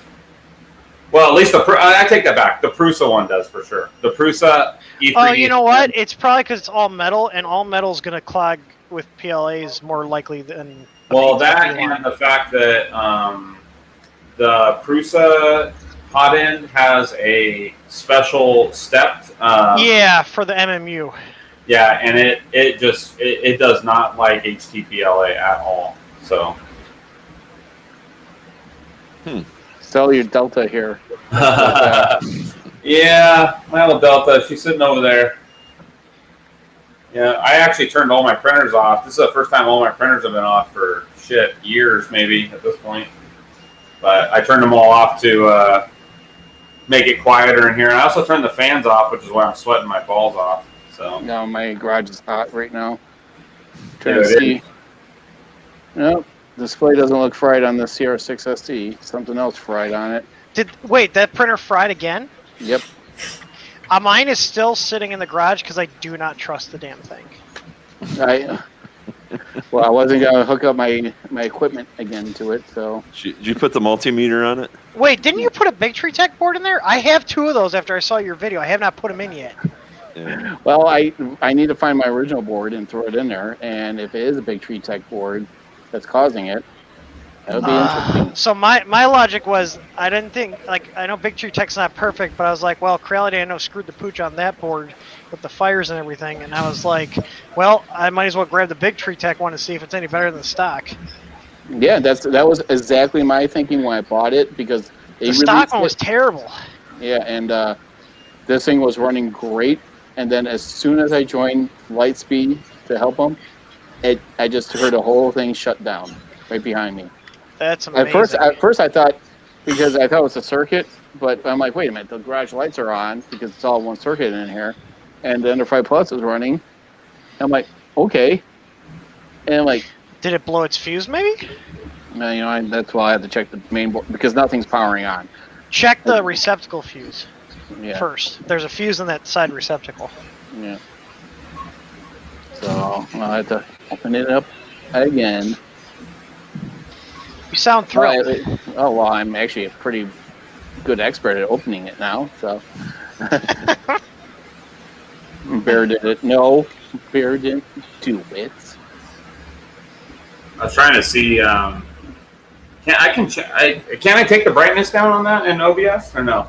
Yeah, you can, but it's not the best. It's not the best filter. I've tried it, because Jerry's never pleased with my appearance on the interwebs. So I tried to please him so he could be more attracted to me, but it didn't work out. I took the shocker. It's a little better with the lights off, huh? That's what she said. Hey, don't have to worry about getting monetized when you're not even monetized. Yeah. Great. I mean, you should. So I was on a late night stream with the clowns, okay, and then I fell asleep on the couch one day. During the stream? During the stream, because I was just, it was a long day at work, and then, so Tim was on, and the iPad was like pointing at the ceiling, the camera or something, and they were messing around with my Alexa. Oh, really? Yeah. And they were like, that's why I wear headphones. Bright and light. Ask you the question. Yeah, we turned all of them on.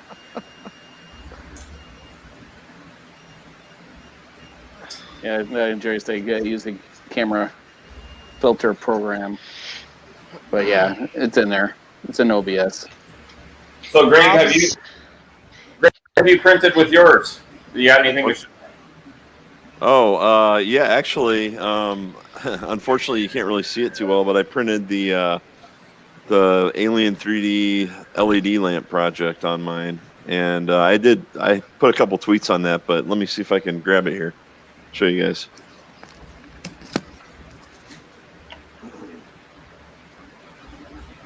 That's his nice way of saying you're not following me on Twitter. So you can kind of see the little lamp here. You make it bigger. Cool. Here, let me turn off the LEDs. It's hard to. So that green. I mean, I printed PET G here, and it was pretty much flawless. Although you can't really tell because of all the LEDs on it, but you can kind of see the base here. Yeah. So, and then this as well. So this is just the little diffuser that goes over top it. It does look like it prints really great, though, huh? I mean, and I didn't spend any time calibrating it other than, just like maybe changing the flow a tiny bit. I didn't run like the 100 millimeter tests and do anything with the steps. I just kind of left all the settings. Actually, I'm not even sure. You'd have to, because a lot of that is set in their custom, fork of Marlin.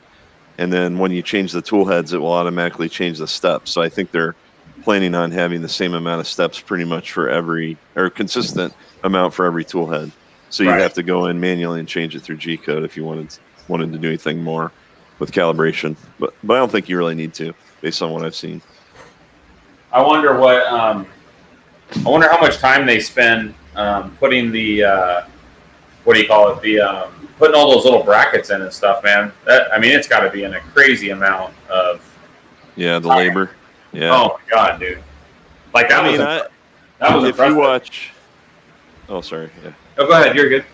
No, I was gonna say if you watch Joel dropped his what was it, the Murph video of about a month ago now, and in that video, John, the CEO of Lulzbot, actually started like assembling it. So you can kind of see he was trying to do it. Actually, he was trying to disassemble it in a minute.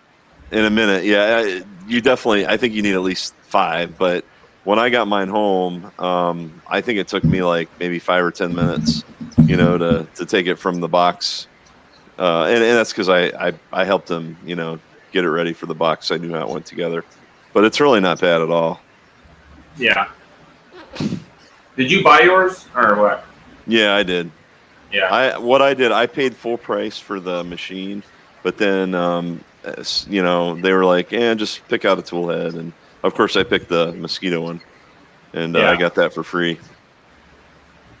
But I'm a true believer. I wanted to buy it and have a relatively unbiased opinion on it, so I felt like I could be a little more honest doing that. Yeah. That's basically what they were saying too, right? Yeah.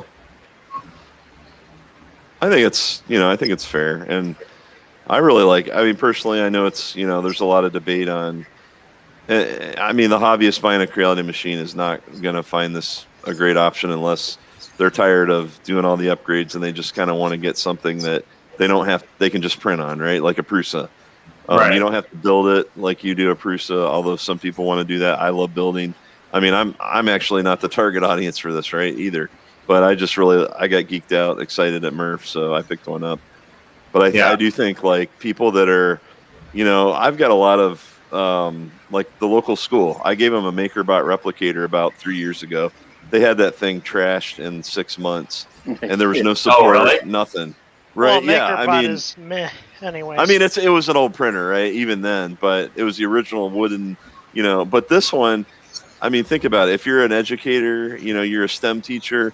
Some of these schools, they can't even buy anything unless it's in the U.S. So, like, I think this machine now, now instead of having to spend $3,000 to $5,000 on a machine, which is what they had to do up until now, if you were buying a different Lulzbot, now you can spend half that or even less. And there's also the Daedalus. Yeah, that's true. There are other U.S. based 3D printers. And I don't know what how the warranties are on some of those other ones, but they have the phone support, they have the email support. As far as I know, they don't have a chat support though, which I thought was odd. You guys want to see what I'm having for dinner? Of course. Ooh. Dude, Tacos? not just any tacos, carnita tacos. Oh, nice. Yeah. Yeah, you're in Phoenix area? Yeah, on Goodyear. There was one I used to go to in Scottsdale, old Scottsdale area, and I can't remember the name of it right now, but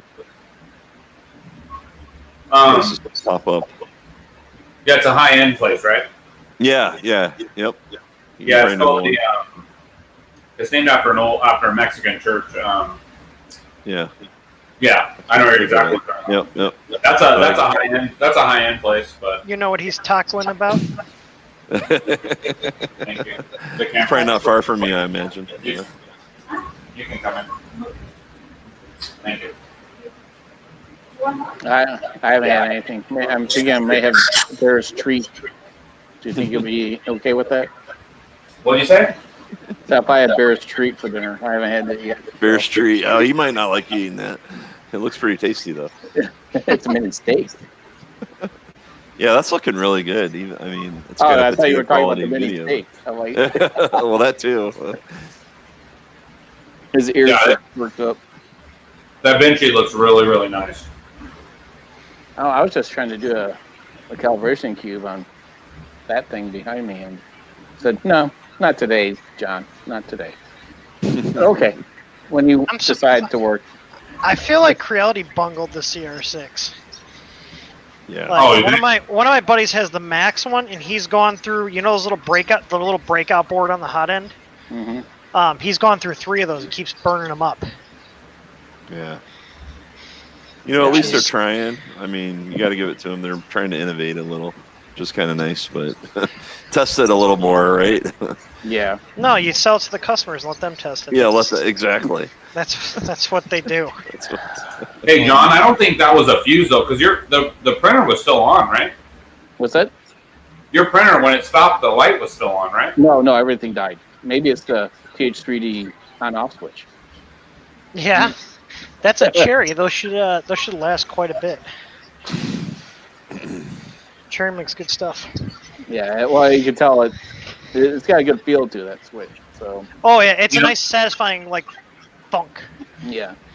You know what, John? If you have a problem, I was just thinking of this. You should just make a claim on PayPal. I did that the you're first time I funny. put Under 5 Plus. Yeah, I did. Because of the meanwhile power supply. Yeah. I had to purchase one. Just tell me you got a problem with this Chinese company, TH3D.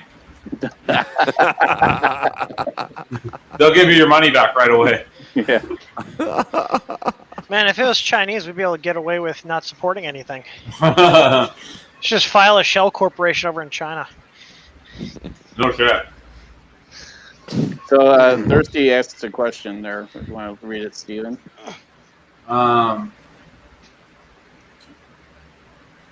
Man, this is the first Lulzbot I've ever seen, so Yeah.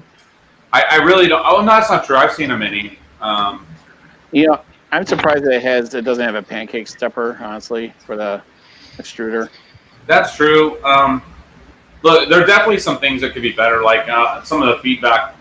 Obviously missing the parts is an issue. And some of the print quality is a little iffy on it. You can tell they're printing faster than hell, Yeah. But look, the amount of time that they took to put it, I know it doesn't make any difference, but the way that they packaged it is amazing. Yeah.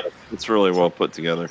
By the way, on the mini is still mostly metal on the sides, so it's more rigid, and it can probably take a beating a little more than this printer, but this printer can take a beating too. And I know I was talking to John about that, and he said they specifically designed, those, especially the more traditional Lulzbot, like the Workhorse or the Taz 5 and 6 and the Mini, to take a beating where a kid climbs up and, knocks it over. It's still, you're going to be able to pick it up and still print on it. So right. I think, that's kind of the whole idea behind these machines. So you're still going to get I think the Mini itself is still a very relevant printer, but it's also a lot more expensive, I believe. Yeah. So. That's the thing is I don't know where this fits in. And as far as the Lulzbot, like a Taz 6 workhorse and all that stuff. I mean, these are just as big as those, right? Yep. Build time wise. Yeah. So if you're at school, why wouldn't you buy these? I don't know. Why wouldn't you buy these instead? Yeah, I think they're really trying to break into more of that prosumer, the Prusa market, right? But I think the schools now, they're probably a little bit of an overlapping customer. Well, in my opinion, for this they were $300 away from really doing an upset. I mean, if this was $1,000 out the door with this tool head, yep, that'd be a lot more reasonable, I think. Yeah. They would be kicking the shit out of Prusa with it. Yep. It just seems like, I get it, Merca and whatever, but it's just like when you look at the features and stuff, and you know what else is out there. They're it's dated, like, some of it. Yeah, is. and it's shipping with an 8-bit board. Ender 3s that are under $200 are shipping with 32-bit boards. Yep. Like, it just seems like when I look at it, like when I look at their page, and they just seem like they want a nickel and dime on everything, and the fact that they're trying to charge almost $100 for a screen that's $20, because that's nothing special. That screen is literally an off-the-shelf 128/64 screen, like what I have in the what I'm putting on the Chiron right now. Yeah. Like, what I mean? Like, that's the image it gets. Like when I look at it, I was like, really, you guys can't throw a screen in? Yeah, I think it makes a lot more sense, at least for the board, if you're in the Lulzbot ecosystem, because they've got their Marlin fork, they've got Cure, they've kind of built everything for the last 10 years based on that technology. But on the 8-bit board you're talking about? Yeah. I mean, I literally deal with 32-bit and 8-bit boards all the time. It's not hard to. No, I know you do, but I don't know. We've designed our own boards from the ground up, and we're a tiny company. Yeah. Hey, I bought one. Yeah, the easy board. Yeah. Yeah, and we got a V2 coming out. So yeah, because I can't get silicon. You're finally putting 2209s on that thing, right? Yeah. Yeah. We want the 2208s on the V1 because that's what we tested it with. We don't like switching major parts in the middle of production runs. Look at what happened with the SKR2. They switched the MOSFET out, and boards were blowing drivers out because they switched at the last minute. That's just a minor little change. Yeah. Yep. Let me ask you this, Tim. Why does it matter? I mean, look at this printer, right? It moves. I mean, it's hauling ass actually.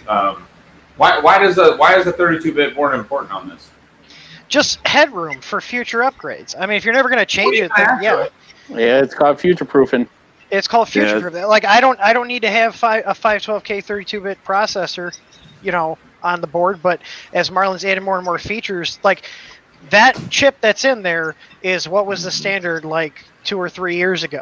Like every like even the Chinese companies have moved on from the 8-bit stuff. Yeah. No, I know, but what are you gonna do to this that you're gonna need a 32-bit board for? Well, if you want to actually start printing fast and you're using stuff like Linear Advance, it's gonna start choking.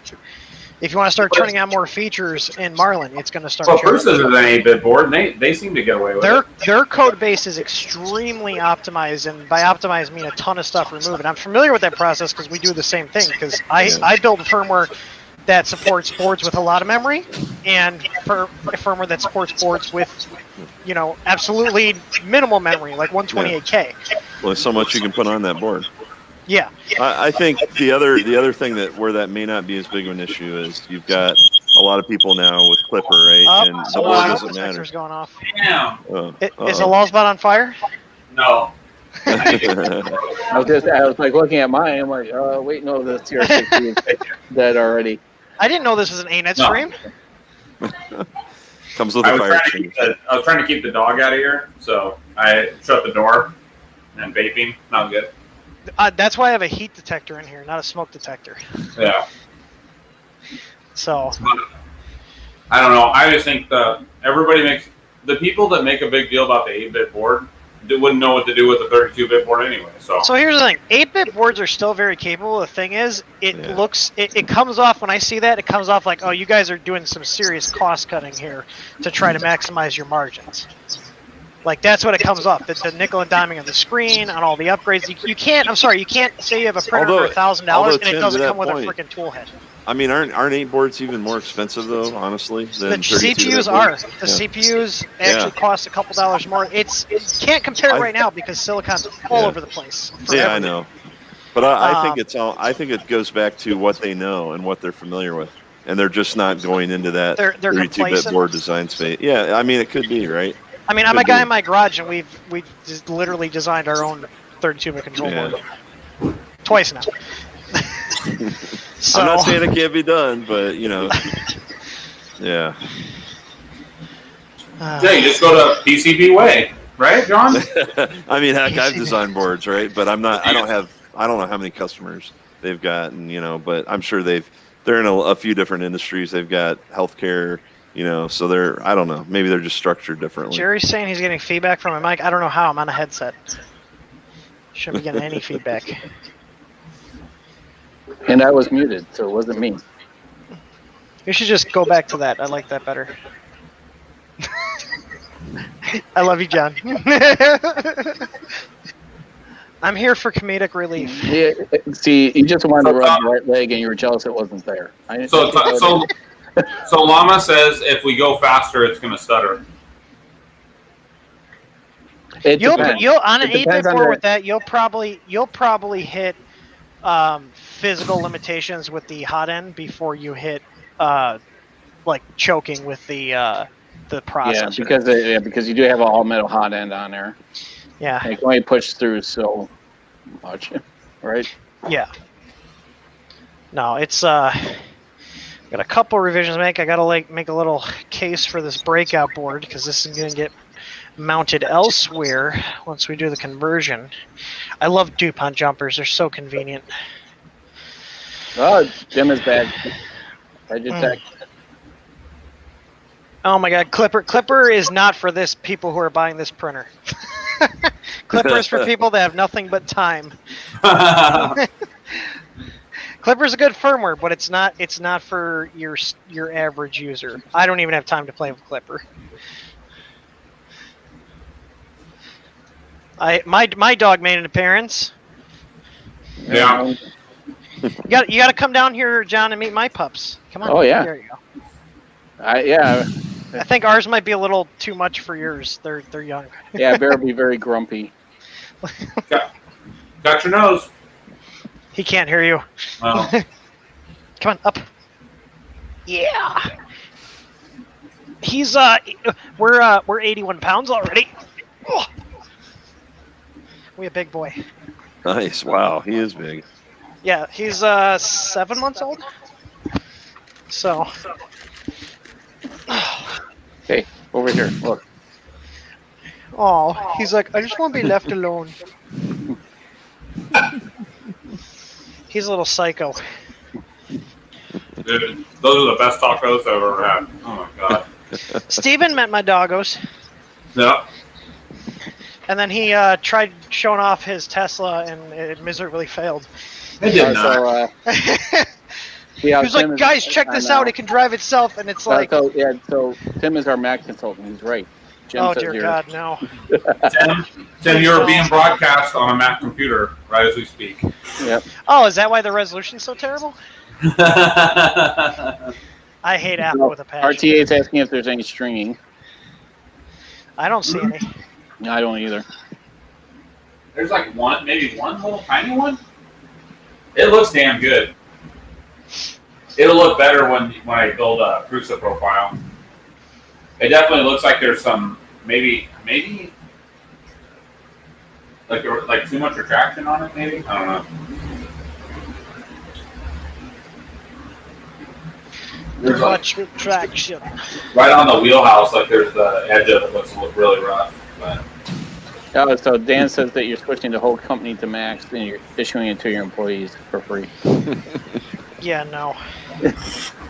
Sorry, we're not a school district. You know what sucks about them not including the SD card is there was no pre-sliced G code on here. Yeah. Well, I could have downloaded it, I guess, but I was gonna say I think it's on their website. It is. Yeah. In fact, let me send you the link. I just had it pulled up. It's actually GitLab. Yeah, I have that. Yeah. Stuff. I have that. You have it already? All right, cool. What I'll do is I'll paste it in the chat for everybody else if they want to take a look at all the parts. It is a cool looking machine though, man. It is. So if I was to get it, I would get with all the yellow accents on it. You would get rid of it? No, I would have all of it. Yeah. Yours doesn't have all the yellow. Yeah, I picked the blackout model. I thought it looked better, but in hindsight, I wish I would have done the same. But I would have probably, if I bought one, I'd probably get the blackout. I like it. Yeah, I did hook them up with there's a if you like this gears and all this stuff, I hooked them up with a creator in our community that is going to collaborate with them on a series model for this, some updates, clock spring, but because this machine looks like Clock Spring built it. Yeah, so Jim's saying that he's getting his in green. Yeah, green's the way to go. You missed you can always reprint. You missed the Z homing, Tim, when it the man with the belted Z. That thing freaking flies. It should. It's a belted Z. Yeah, it was impressive though. That's like saying, do you see how fast the Tesla went? Yeah, it's an electric car. It's gonna go fast. Yeah. You should know all about that. I do know about that. Over here, these big like belt tensioners. I really want to tension the belts. I want to give it a little tug. Yeah. Maybe this one just needs a little love, just a little touch, make it better. But I see the stuff like on the Prusa machine. Like you thought all the calibration stuff they put on their firmware, like like doing the belt. Yep. Well, the XYZ, the first layer calibration, the belt tensioning, like it's impressive. And I mean, they just added that belt tensioning not too long ago, but where you can dial that belt tensioning in like perfect, you know? Yep. Yeah, and this one I used the tuner app on my phone to make sure the belt tension was exactly the same. Probably overkill, but the Gates one. Yeah. Well, no, it was like it's called Pano Tuner. I tried the Gates one, but it wasn't. I don't know. My microphone probably wasn't as good as it needed to be for that one. Yeah, there's some. I mean, I'm a little surprised by some of this stuff. Like, I'm trying to see if I can find. Yeah, let me see if I can show you. But right here, there's like a piece of filament just hanging off of it. Oh yeah. You know, like if I was running that company, whoever did that, I'd be, yeah. I mean, I understand that there's some stuff to printed parts you're going to have to deal with, but there's no, I mean, if if they're letting shit like that go out, that's not good. But. So, Jim is asking if it's still a Prusa killer. You know what? That's a very bold statement. I don't think so. And I'm not a big fan of, I have a Prusa, but I would, if I was buying if it was this or a Prusa, I'd get another Prusa. I feel like Prusa gives you more bang for the buck.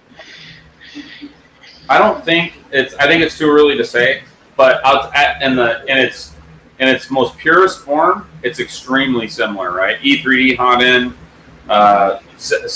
basically the same controller board, same motion system. I mean, I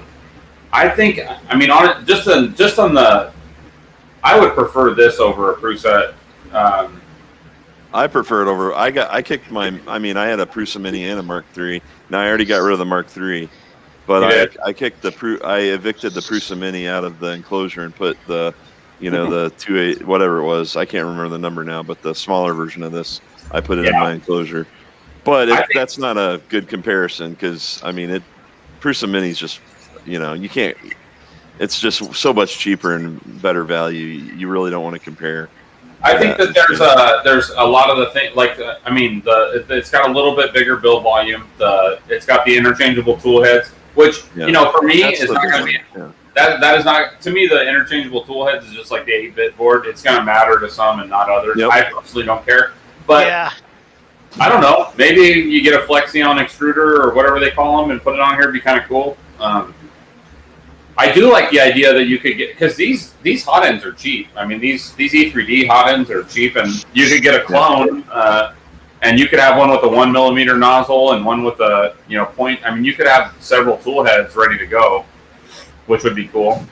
But I don't see anything that's better, or I don't see anything that's worse than a Prusa. That's for sure. I really don't. I mean, think about the Prusa. If you ever do want to take that tool, that extruder off, It's a nice extruder, direct drive, but I mean, it's work. It's like an hour. You're less than an hour. Yeah. How often are you guys changing your stuff out? Not very often, but you know No, what? I mean, I have 285 filament and 175, and I mean, if you want to print Ninja Flex, it's a heck of a lot easier to print 285 Ninja Flex than it is 1.75. So, I mean, now that not everybody cares or needs to do that, but I print a lot of drone stuff. I sell parts for drone parts, and it makes my life easier, printing that stuff. Yeah, so I think that if it were me, I mean, the cool thing about this hot end is that you can easily change it over to whatever you want. The Prusa one is a pain. It doesn't matter if you change it over or not. It is a pain in the ass. Like, you break a thermistor wire. On that hot end, yeah, exactly. You have to take it apart. To change a heater is a pain in the ass on that part. And those are things you have to take apart. Well, I mean, that'll have the same thing. You'll have to take that apart to change the thermistor or the heater. No.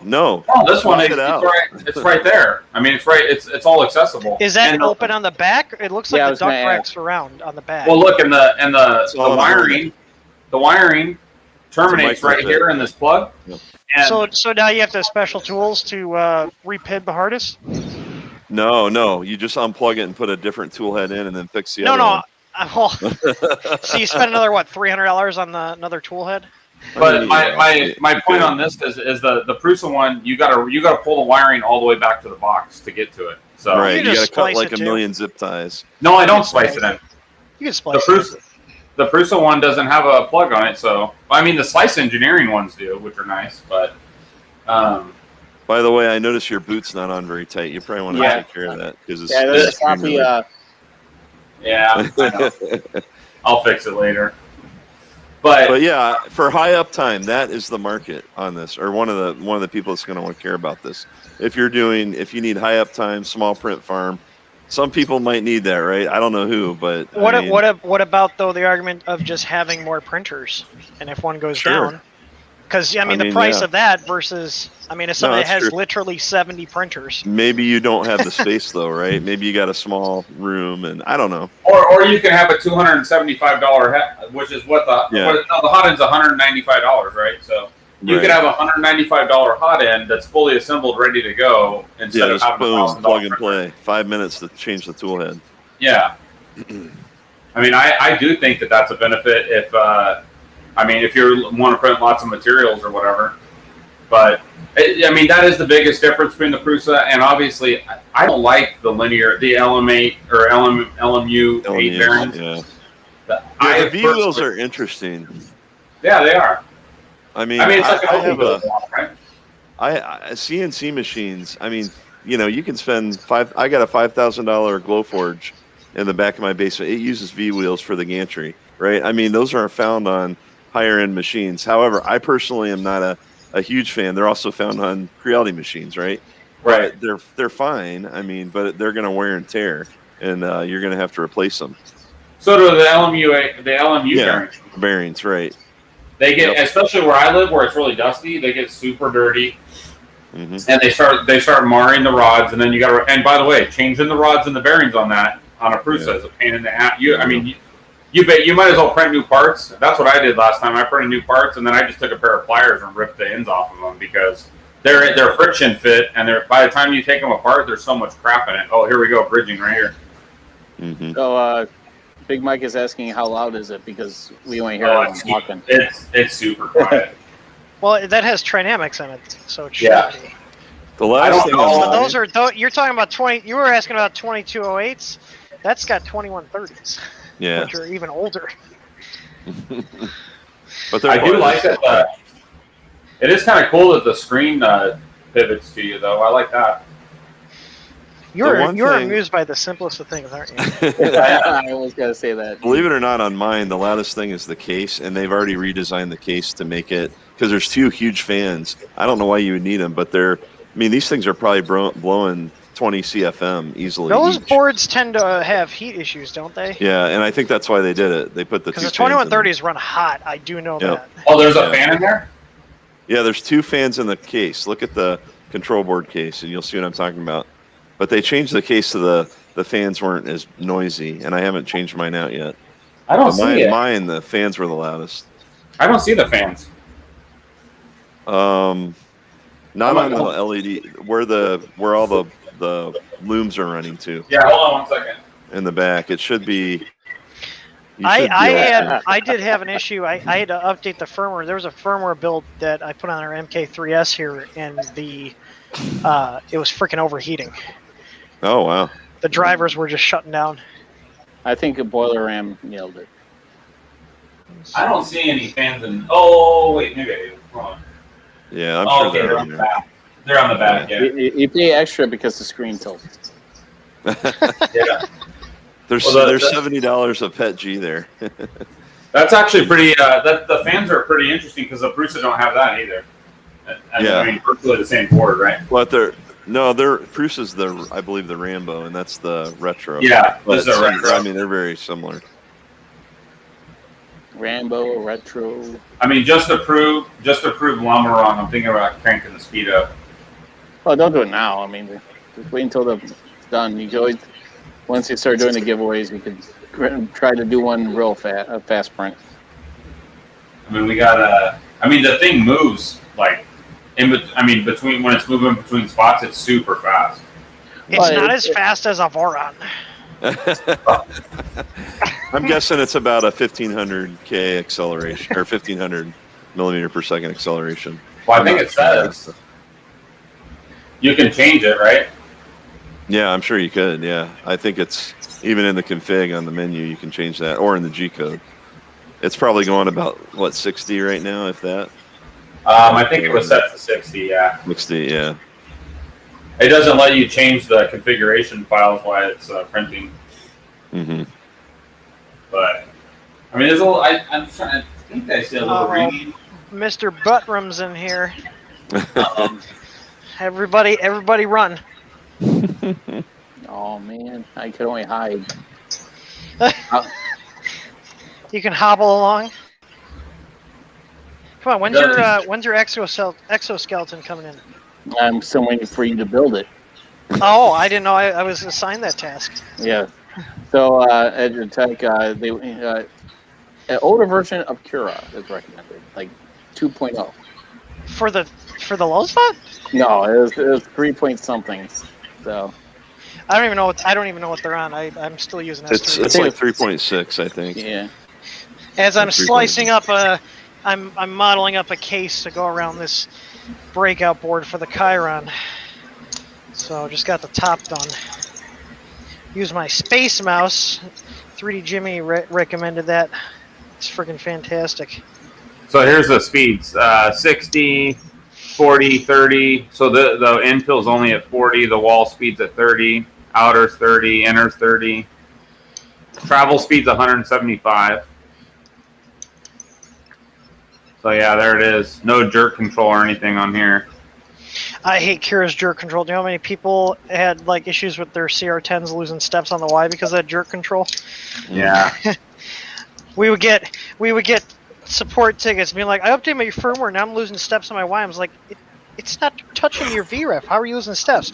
Well, it turns out Creality's original firmware just ignored when it was sent commands to change the jerk over G code, and our firmware does what you tell it to do. So Big Mike is leaving. Later, Big Mike. See you, Big Mike. Oh, I did get something nice. You guys might like this. I got this nice X-Acto set. Oh, I bought a set off of Amazon. I think I have that one. Mine's a lot older. Yeah, it had the plastic inserts to hold a blade. You would push down on a blade, and it would just go right into the handle or slide off. I was like, oh my gosh, this is horrible. That's dangerous. Yeah. I still have a scar on my thumb from when I was I think I was in Boy Scouts, like probably 11 or 12, and sliced my thumb open. Did you make Eagle, Greg? No, I made Life, and the only thing I didn't have done was the service project, and then I moved. That's the big thing. I know, yeah. I mean that was right, but I had everything else. But yeah, I ended up moving like when I was 16, and then never got back into it, which I wish I would have done. But oh well. Steven, were you in Boy Scouts? No, fuck no. I wasn't even allowed in the normal high school. I had to go to an alternative high school because I got into a fist fight with my. No, I got into a fist fight with my teacher. Oh, you And were the problem child? I'm shocked. Oh, yeah. Yeah. Yeah. He like got in my chest one day, and he was like half the size of me, and one of me and my brothers, we're always arguing, but yeah, I just ended up slamming him into the chalkboard, and that was the end of it, and I never went back to that school again. So I went to a school where you could if you didn't want to go to school that day, you didn't have to, and they didn't have school on Fridays, and you could smoke. You could smoke on campus. Our school was that way. Yeah, seniors could smoke. There was a smoking booth outside. Yeah. But for my school, it was, mostly like there was pregnant high schoolers and, rockers, rock music dudes. But anyways, guys, we're going to do a drawing here in a minute. If you guys want to fill out that form, I don't know how many entrants we have right now. We might have more than the Edge Attack. Yeah, you may want to just paste it again, Stephen, in the chat. We have more than the hot makes for sure. 16. But do we have the Wheel of Fish where we got to... Hey, Steven, do you know what I'm cleaning up right now? Surprise me. It is... You'll never guess it. You'll never guess what this is. Fruits of bearing? It is a case for an Apple Watch, a little stand. Ooh. Oh, really? Yeah, and that looks like one of the original Macs. Oh, that's cool. So this slides up in there. One of my buddies has an Apple Watch, so don't get excited. I did not buy an Apple Watch. Nope. I might have you probably couldn't figure out how to use it. You know what? I've tried smartwatches multiple times, and I just figured they're not for me. I have got the Galaxy Watch 3, and it's a nice watch, but I end up not using them after a while because I get tired of charging them. Maker Viking, what's up, dude? There's the link again, guys. This actually came out pretty good. I didn't know if, for me, smartwatch is easy because then I could be on the crutches and I could just look at the wrist and get enough information. Yeah. But because, you bipeds can walk around with your phones in your hands. It's just one of those things you can do. Bipeds? He's got words for us normies. Yes. What? You're not normal. Yeah, that's true. I'm talking to you. I'm sitting here on a Thursday night talking to a bunch of guys about 3D printers. Does he need access to... Are we serious? Are we have the form problem? Do you not know how to manage permissions on the Google form? I don't. No, it's still working. He probably clicked the wrong link. Well, but paste it back in there, It Greg. is Llama. Paste it back in there, Greg. Llama's on a Mac, too. Well, Macs are for people that don't know how to use actual computers. John, I think you got to do it. I'm not technically hold on. Let me see if I could... I have to go into... Oh, it's in there. No, he's got it in there. Yeah. Yeah, the one that Steven put in there. Let me click on mine. Weird. I wonder if you send that to him, Steven, will he find anything that Lulzbot stole that it was his idea? I don't know. Don't be a dick. Oh, come on. Don't be a dick, or we're going to talk about PayPal. Oh, well, I added them back. I actually got a hold of our account rep, and they fixed a lot of stuff. So, have you ever heard the term cooldown period before you do something crazy? You ever heard of that? Yeah. Like you just take a step back and you walk around the block, and before you do something drastic. Believe it or not, I actually have those.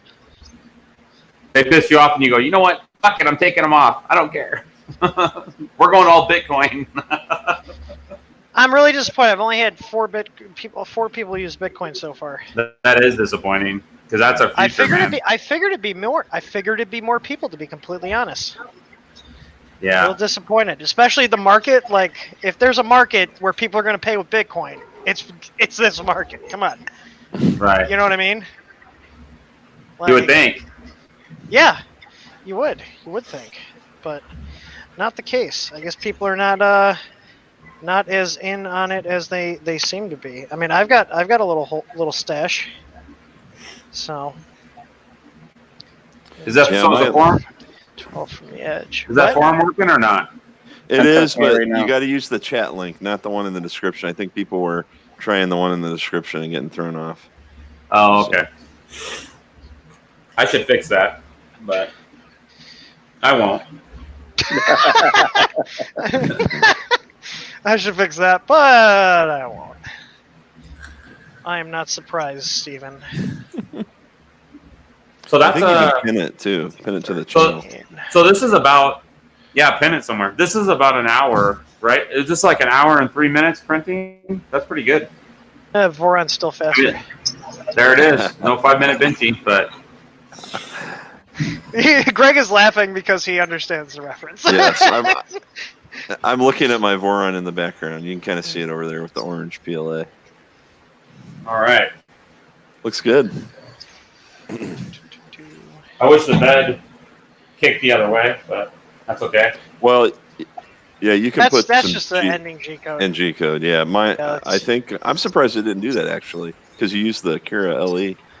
Hmm. I'm disappointed. Let's see. There, just fail right there. Fail it. Oh yeah, I totally fucked that bottom up. That was my fault. Yeah, we know. I was there. Yeah. Who let him in here? Maker Viking. If the force is broken, it says U.S. only. Why you got to discriminate against Maker Viking? What did he do to you? So I took that down to like 1.5 or 6 or something. It looked like it was a little too high, but that's pretty good, man. Yeah, overall it looks good. Did you make me an admin on your form? Because something's not right. Why? Because I have a friend on the top. I think you made me an admin. So no big deal. I don't know. As long as it's working for everyone else, that's all that matters. I'm not even gonna bother anymore. So that's not too shabby, man. No, not at all. I've Let me try it definitely with seen worse for live stream first prints. And Oh yeah. See if it's kind of hard to see. You have to put it on Twitter. Yeah, I'm going to. Cool. So you guys want to like crank the speed up and do something like fast, like a cube, or what? Do it. do it Okay. now. Let's do a Vinci. Let's see how fast we can get this thing to do a Vinci. It's got a 0.5 nozzle on it, so. Let me bring you back in over here. Like a 0.4 layer height. Yeah. Okay. Cool. Crank your try 100 for your print speed. Wait, did you say 0.4 layer height? No, I was joking. Oh, okay. I was like, that's probably got a 0.4 nozzle. That's not going to work out. No, very it's a well. point. It's a 0.5, but yeah, even then it's still. No, we're gonna do a point. We're gonna do a 0.38, right? There you go. Initial. So we're not gonna worry about. We're gonna take the shells. Let's see. 11. Oh my God! Wait, stop doing that. Oh, there it goes. So print speeds. 2 shells is okay. Top and bottom 3, that's okay. All right, let's do. What should we do the infill at? 20%, okay? Yeah, go. Are you doing a benchy for speed? You said. Yeah. Do like 10% or less. Yeah. Yeah, or 5 with a bunch of I top do layers. 5, Yeah. If you're going for speed, you want the lowest amount of infill as possible. And then let's do the print speed. Let's do 250. I don't think you can go that. Should I race it with my Ender 6 over here? Tell you what, I'll get my Voron 0. There you go. Do it. I mean, isn't that Voron 0 cheaper than this thing? But there is some assembly required with the Voron. Yeah. There's just a little bit. Do you see that? Oh, you guys missed it. It just pushed the screen out at me when it hit 40 degrees. What? It was waiting. It was waiting for this. It was waiting for it to get to 40 degrees. Yeah. Yeah. The G. I forgot about that. It has a cooldown in the G code to 40. Oh, it pushed the bed forward. And then it kicks it forward after that G code. Yeah. Yeah. I took that out on mine. So we'll do 30. Is that so people don't touch it while it's still hot? I think so. They try to idiot-proof the thing as much as they can. Well, think about their market. It's usually education and commercials. So exactly. You know. I mean, they always make a better idiot too, right? So They do. I have a shirt on my my Teespring store. It says the problem with idiot-proofing thing is they keep making better idiots. exactly. I'm in IT, so I really get that. Oh, you know it, yeah. Yeah. Yes. How many people are in IT here? Pretty much. I used to be. Yeah. I was in it for 12 years. Yeah. I'm going on I 25 think. almost here. I'm about right there with you, Greg. Yeah. Only 25? Yeah. Well, officially, like being paid for it anyway. Yeah. I love 3D printing. Like I'm sitting here prototyping a case that I just whipped up while we're chatting. It's magical. Still does not cease to amuse me. Look at this retraction speed, 10 millimeters a second. Jesus. Crank that up. Do like 50. Yeah, Usually you run want at about least 50. I'm gonna change this to like 0.9. No, that's fine. I'll leave that. But I'm gonna change it. Well, to 50. that is really high though for a direct drive. That seems really high for. Yeah, the thing with direct drive, especially with that all metal on there, you want to have that pretty low so you don't jam. I'd go 1. I wouldn't go. Yeah, over I 1. was gonna. Yeah, I'd say 1 sounds pretty good. Okay, and then 90 or 50 millimeters a second retraction speed. Probably do 50. Yeah. And we're going. I cranked the temp up to 250. Yeah, let's do it. All right. You older guys would be amused. I have 2 Windows XP boxes I set up in my basement with CRT monitors. Main That's station. cool. You're running What's that? a main, whatever those. You're doing gaming Emulators. Yeah. No, just older games. Yeah, well, that's one of them is an Athlon XP 3200 plus. If you guys remember those chips. Well, I remember I had an Athlon 7. a stream because you needed that. Oh, the Pentium. There was a Pentium 4. I recapped the whole thing. Yeah, because you're like you can't find them anywhere, and especially these CRTs, they're going for top dollar just because you cannot get the game to look right on LCD. You know, Mike Redlight. He pops in the chats. Yep. Yeah. I got 2 CRTs from. Yeah, I got 2 CRTs from him. One of them was okay, but it was kind of scratched. But I fixed it up. I actually used windshield repair. You know, the resin that you use on your windshield. It worked on the CRT. It made it much less noticeable. And then the other one, I should have looked at it closer. The tube is really dim, and there's you can see the Print Shop Pro icon burned in. It's burning bad. I'm probably just gonna toss that one. It's rough. I still had one for a while that it was like it didn't even have the auto degauss on it, so it had some magnet stains. Yeah. We had a loop magnet, and you just go over. Right. Like that. Yeah. My buddy's got some Sony one. It's a 16:9 aspect ratio CRT, and they're going for like $3,000 right now. Wow. Which is nuts. He's like, I should sell this. I was like, yeah, I would. Those were good. I remember those. I had the Gateway, version. Well, I don't think it was 16:9 though, but I had a couple. I had a Gateway flat. I have a Gateway EV700 on my one downstairs. Yeah. And the mags were pretty good too. You remember the mags? Do you guys remember the Trinitrons? Trinitrons were freaking great. Yeah, those were the way to go. Those were the best monitors. Oh my god, were those heavy. But they looked so good. Yes. Yeah. I had the Sony TV version of those. It was I like a 400-pound TV. Yep. Yeah. All right, guys, here we go. Send it. While you guys were nerding out, it wouldn't let me do a 10 or anything over a 10 millimeter per second retraction speed for some reason. What? Yeah, that's weird. I don't know why. Yeah, I don't know why. Yeah, couldn't you export their Cura profile and import it to the normal Cura? Yeah, you could.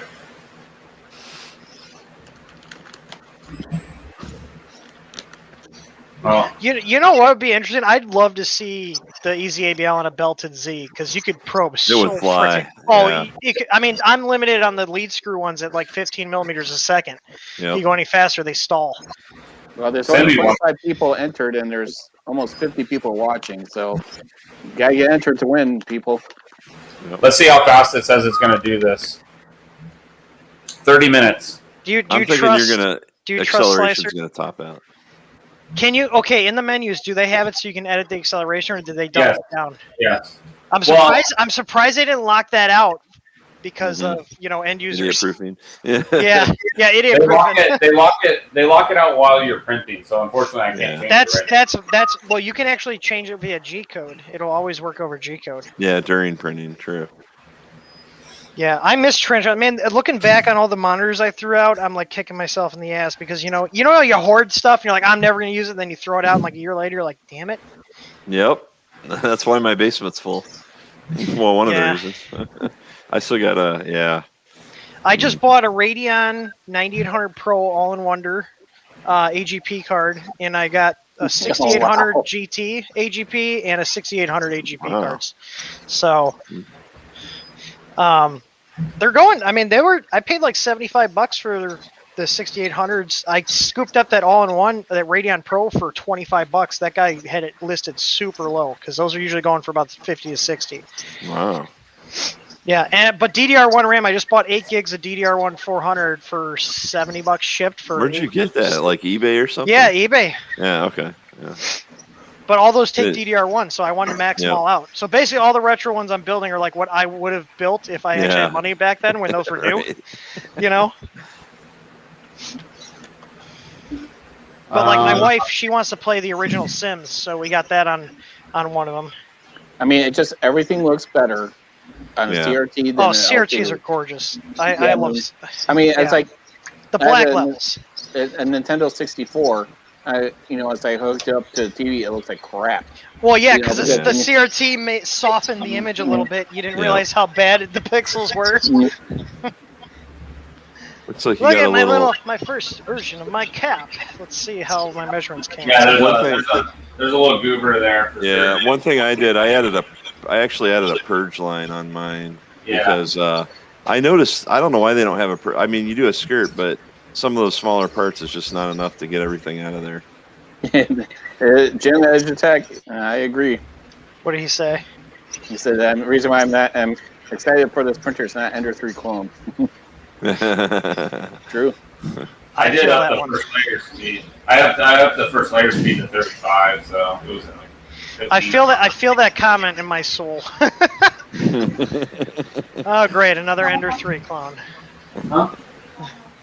Yeah.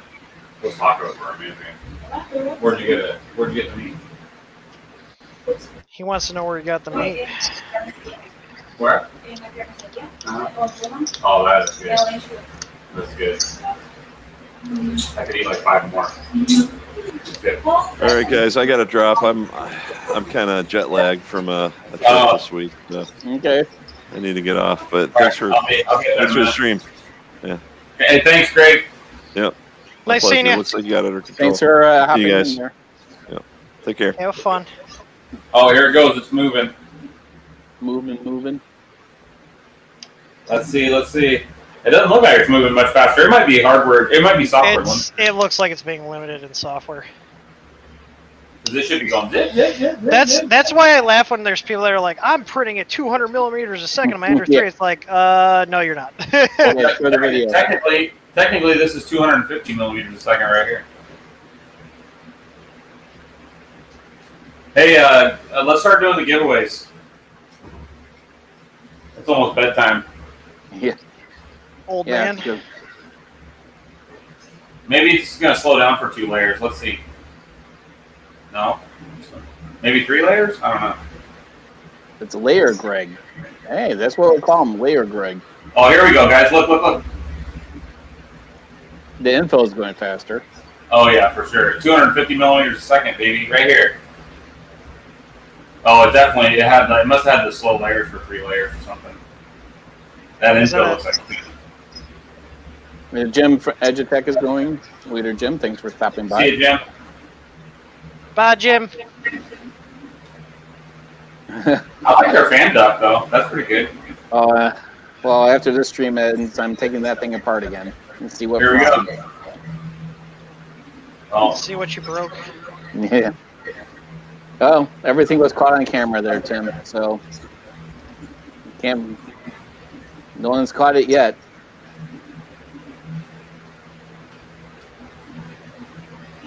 Good to see you too there. We'll catch you on the next Hot Mix on Monday. Thanks for whoever's leaving. Thanks for coming. I appreciate it. That was Jim. Jim, awesome. Thank you. Really nice guy, man. Yeah. In case you missed it, Jim's Greg good people. Greg left Yeah, too. people. In case you missed it, Stephen, Greg left too. Oh, yeah, I saw him. Yeah. You want to start doing the giveaways, John? You have the wheel, not me. I don't have the wheel. Yeah, you do. I mean, I you never guys got are it. getting your shit together. I'll do the wheel. I'm afraid my Mac's gonna crash. But you're writing down who wins. I thought my streams were disorganized. Jesus. Wheel of names. Let's pull up the wheel of names. Wheel of names. You can pull all the entries, right? Yep. Dominic Versetto. Oh, he. I recognize his name. He pops in on our streams. Family. Speed Vinci. Was that what we're calling this? Yeah, I'm thinking about turning it up. I mean, that Titan Arrow should be able to push some film in. They're not slouches. So let's go to speed and let's turn it to what, 130?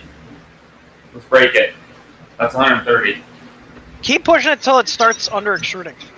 Yeah, it's definitely not under extruding yet. That's what I'm saying. Keep push. Find out where that point is. You know what I mean? All right, here is 150. It's under extruding a little tiny bit, but. Can you adjust the tension so it grips a little harder? Sometimes you can get away. And bump the print temp up. Like yeah, I did. I'm at 245 right now. Push it. Push it up higher. That's an all metal. Should be able to go higher. You can compensate for the under extrusion by just bumping the nozzle temp up. Yeah. Typically. So I just took it to 255. Little cheat. Llama said it was going to choke if we turned it up, but I don't think it's going to choke. What time did we start this? Like three or 4 minutes ago. So I'm just going to take it to. I'm just going to go to 200%, and we're going to take the nozzle to 273.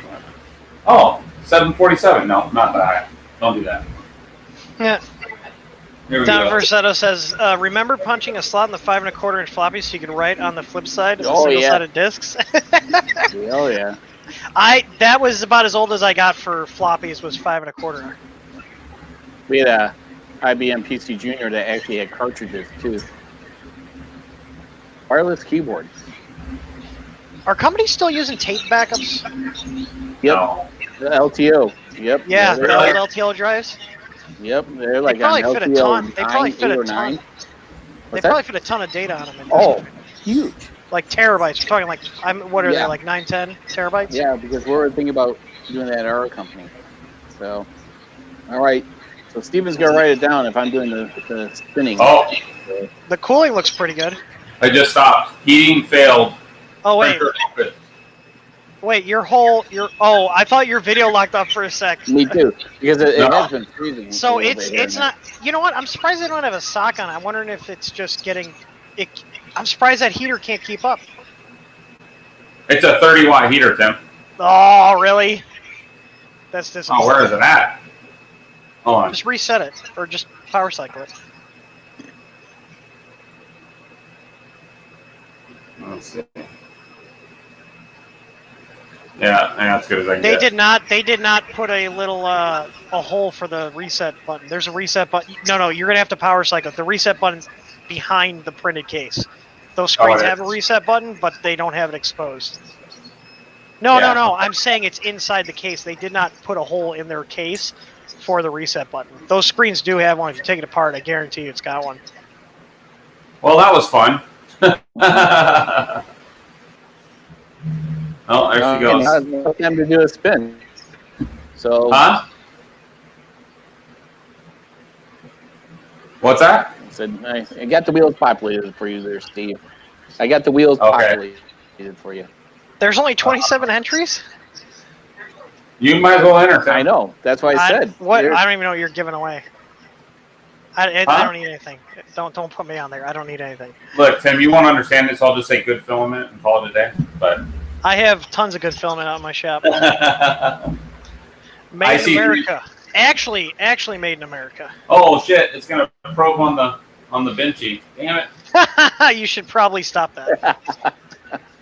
Come on, clear your bed first, man. It's your first All time. right. Okay, so we are going to move that. So So you got the wheel, John, or what? Or no? It's on the screen.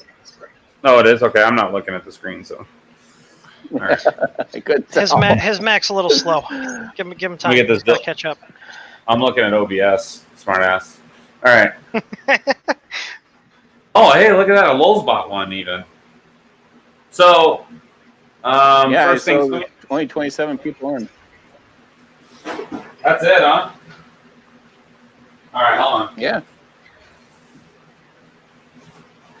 You got 21 people that didn't enter. So first things first. Well, maybe share the link one more time. Is everybody entered that wants to be entered? Oh, that's the full link. Can't do that. No, that's what you sent me. The full link? So, yeah. That's why I had control over it.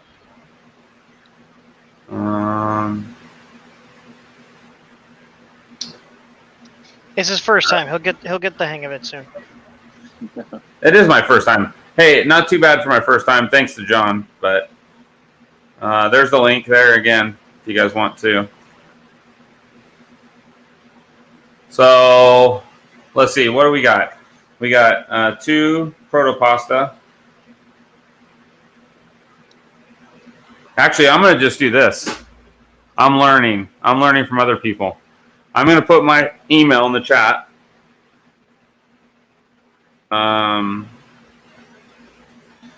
If you win, email me your name. You gave people your personal email. Oh no. It's not. It's my channel email. So if you win, send me your name, your address, phone number, and he'll show up at your house. Yes, sir. Yeah. So that way I don't got to write nothing down. And so the first one, let's do. So we got 2 rolls of Green Gate PETG to give away. Purple Rain is one, and Billy Rubin's red is the other one. So make sure when you email me, you tell me what prize you want, or it's gonna be kicked out. So let's do the Purple Rain Green Gate first. Okay. Well, hold on. We got 2 more people that just entered. Okay, that's good. Shuffle it a couple times.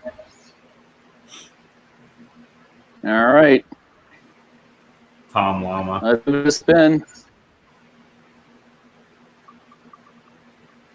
Oh, mine's chattering. It's making my computer freeze up.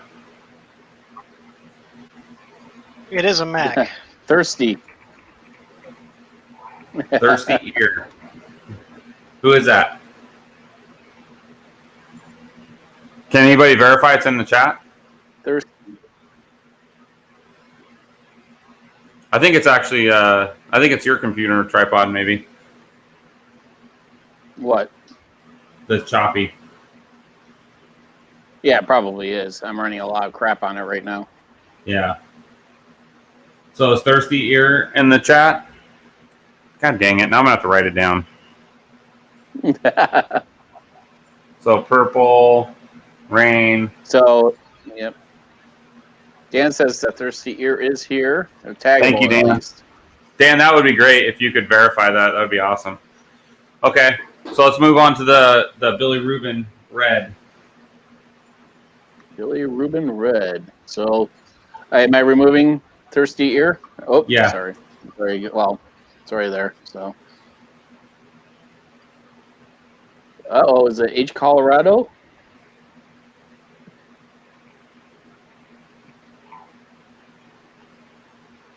I haven't seen H Colorado in the chat.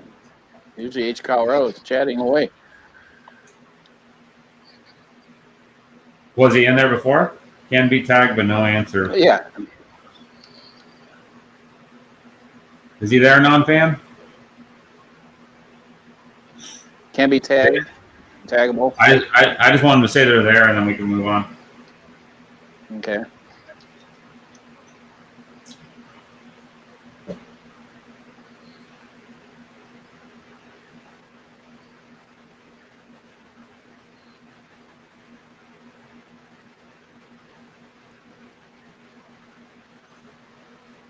Okay. Was he? Oh, he's there. Cool. All right. So that's for the Billy Rubin cherry pie PETG from Greengate, and then let's do one of the for the Lulz for Protopasta. All right. Here we go.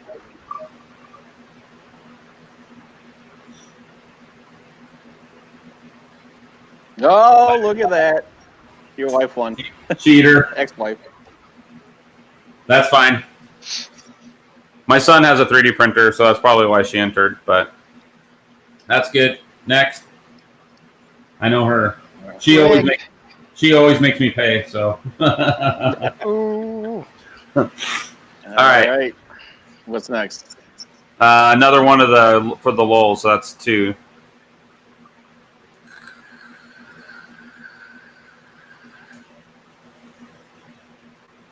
Cindy Poole.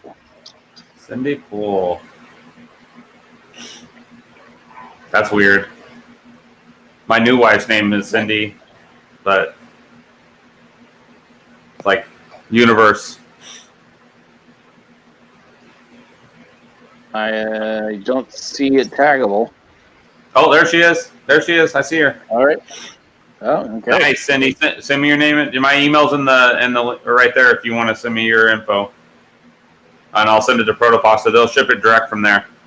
So next, we got a big roll, 2.5 kilograms of IC3D recycled filament of your choosing. If you don't choose, I'll choose for you. But I suggest the watermelon one is really good. But yeah, 2.5 kilogram roll of PETG, recycled PETG watermelon from IC3D. So there are links in the description too if you want to check them out. So anyways, let's do that. Did you already do it? Nope. Ready? All right. Yep. Hot Makes must have a really powerful computer. Oh, good funny money. Oh, G Funny Money. IC3D is nice stuff. I almost bought a 10 kg roll from them at Murph, but yeah, I would have probably done the same thing, but my wife was like, "Why? Why do you need that?" You have to have a special spool holder. Is G Funny Money taggable?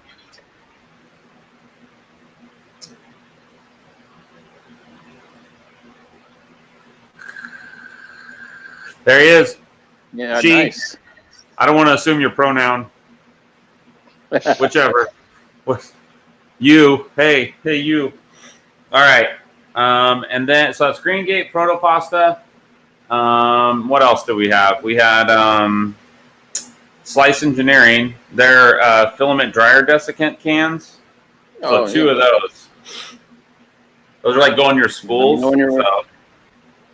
So go for it.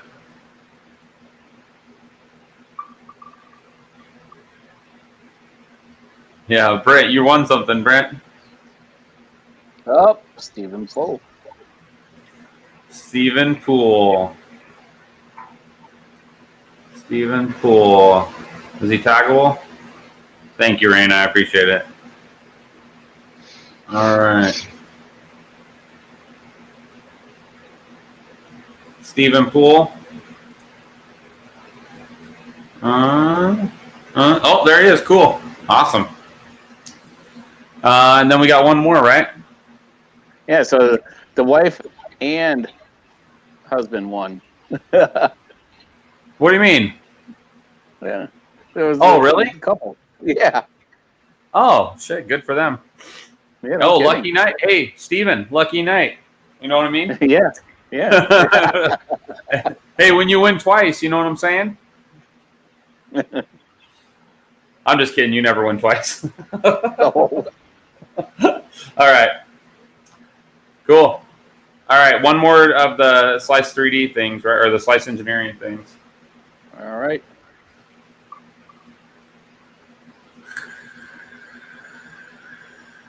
Oh, the boiler lead. Oh. There he is. Boiler ram. Yeah, but I think he left. And that's it, right? I think he left.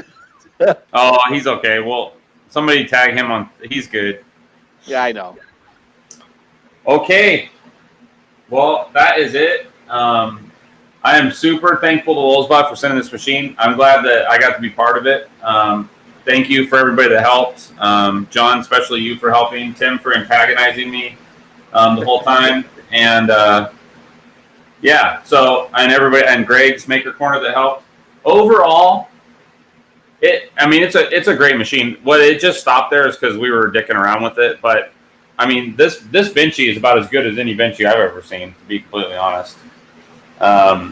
It's actually very, very nice. I'm excited to play around with it and see what we can get out of it. I mean, it's super well built. There's some nitpicky things, like it was missing a couple nuts and bolts and stuff, but I'm sure they'll work that out. But yeah, overall, it's super cool. I'm stoked to have it, and follow me on Twitter. You're gonna see a lot more of it, that's for sure. So, other than that, subscribe and like and hit all that stuff. I don't know if I'll be streaming again anytime soon. This was stressful, so. Yeah, when you say I stream all the time, it's not my favorite thing to do. I'm not as good as it's definitely a little anxious. I've been to Tim's house. Tim's got this whole crazy 7 television setup and stream decks and all this stuff. He's got all this. For me, I've never done any of this, so I had to scramble and get a microphone and tripods and all kinds of stuff. So, but if you've had me to your house, yeah, I'll be there. The tripod. Yeah, but it was definitely well worth it. I'm super thankful to Lulzbot for giving me the chance to play with this machine. I will definitely do my best to get as many prints out as possible so people can see what they're going to buy if they decide to buy one. Prusa Killer, if it was $300 less, it would annihilate them, honestly. But the fact that it's a little bit more is you're going to have to weigh the features that it has and decide if it's good for you. But I think it's probably got a lot more safety stuff to it. It's definitely a lot better built than a Prusa. It's built really, really strong, which is awesome. Prusas are not known for their strength. They're kind of floppy.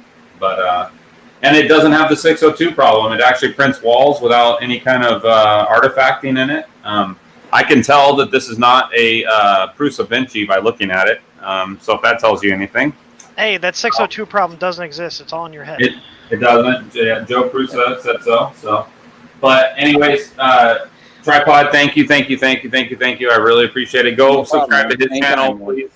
All those links for his channel are down in the bottom. I just subscribed to him on Patreon today. I hope you guys all do the same. Tim doesn't need any more money, but you should definitely go check his website out. I always tell people, even if you're not into the Chinese printer thing, the one thing that Tim has that I like the best is the fans. He has really, really good TH3D fans. They're about the closest thing to a Mechatronics fan you can get. Super, super high speed CFM fans. So, his displays and firmware and add-on kits. And the filament. My displays are only $20. Okay, kick him out. But TH3D obviously has a lot of things. Oh, he left. TH3D has a lot of stuff to buy for your Creality printers or TiVos or whatever any cubic machines. But anyways, again, John, thank you so much. I really appreciate all your help, and thank you, Lulzbot. I appreciate it. I'm going to try it. My goal is to get this out and show people what this machine can do and let them make their own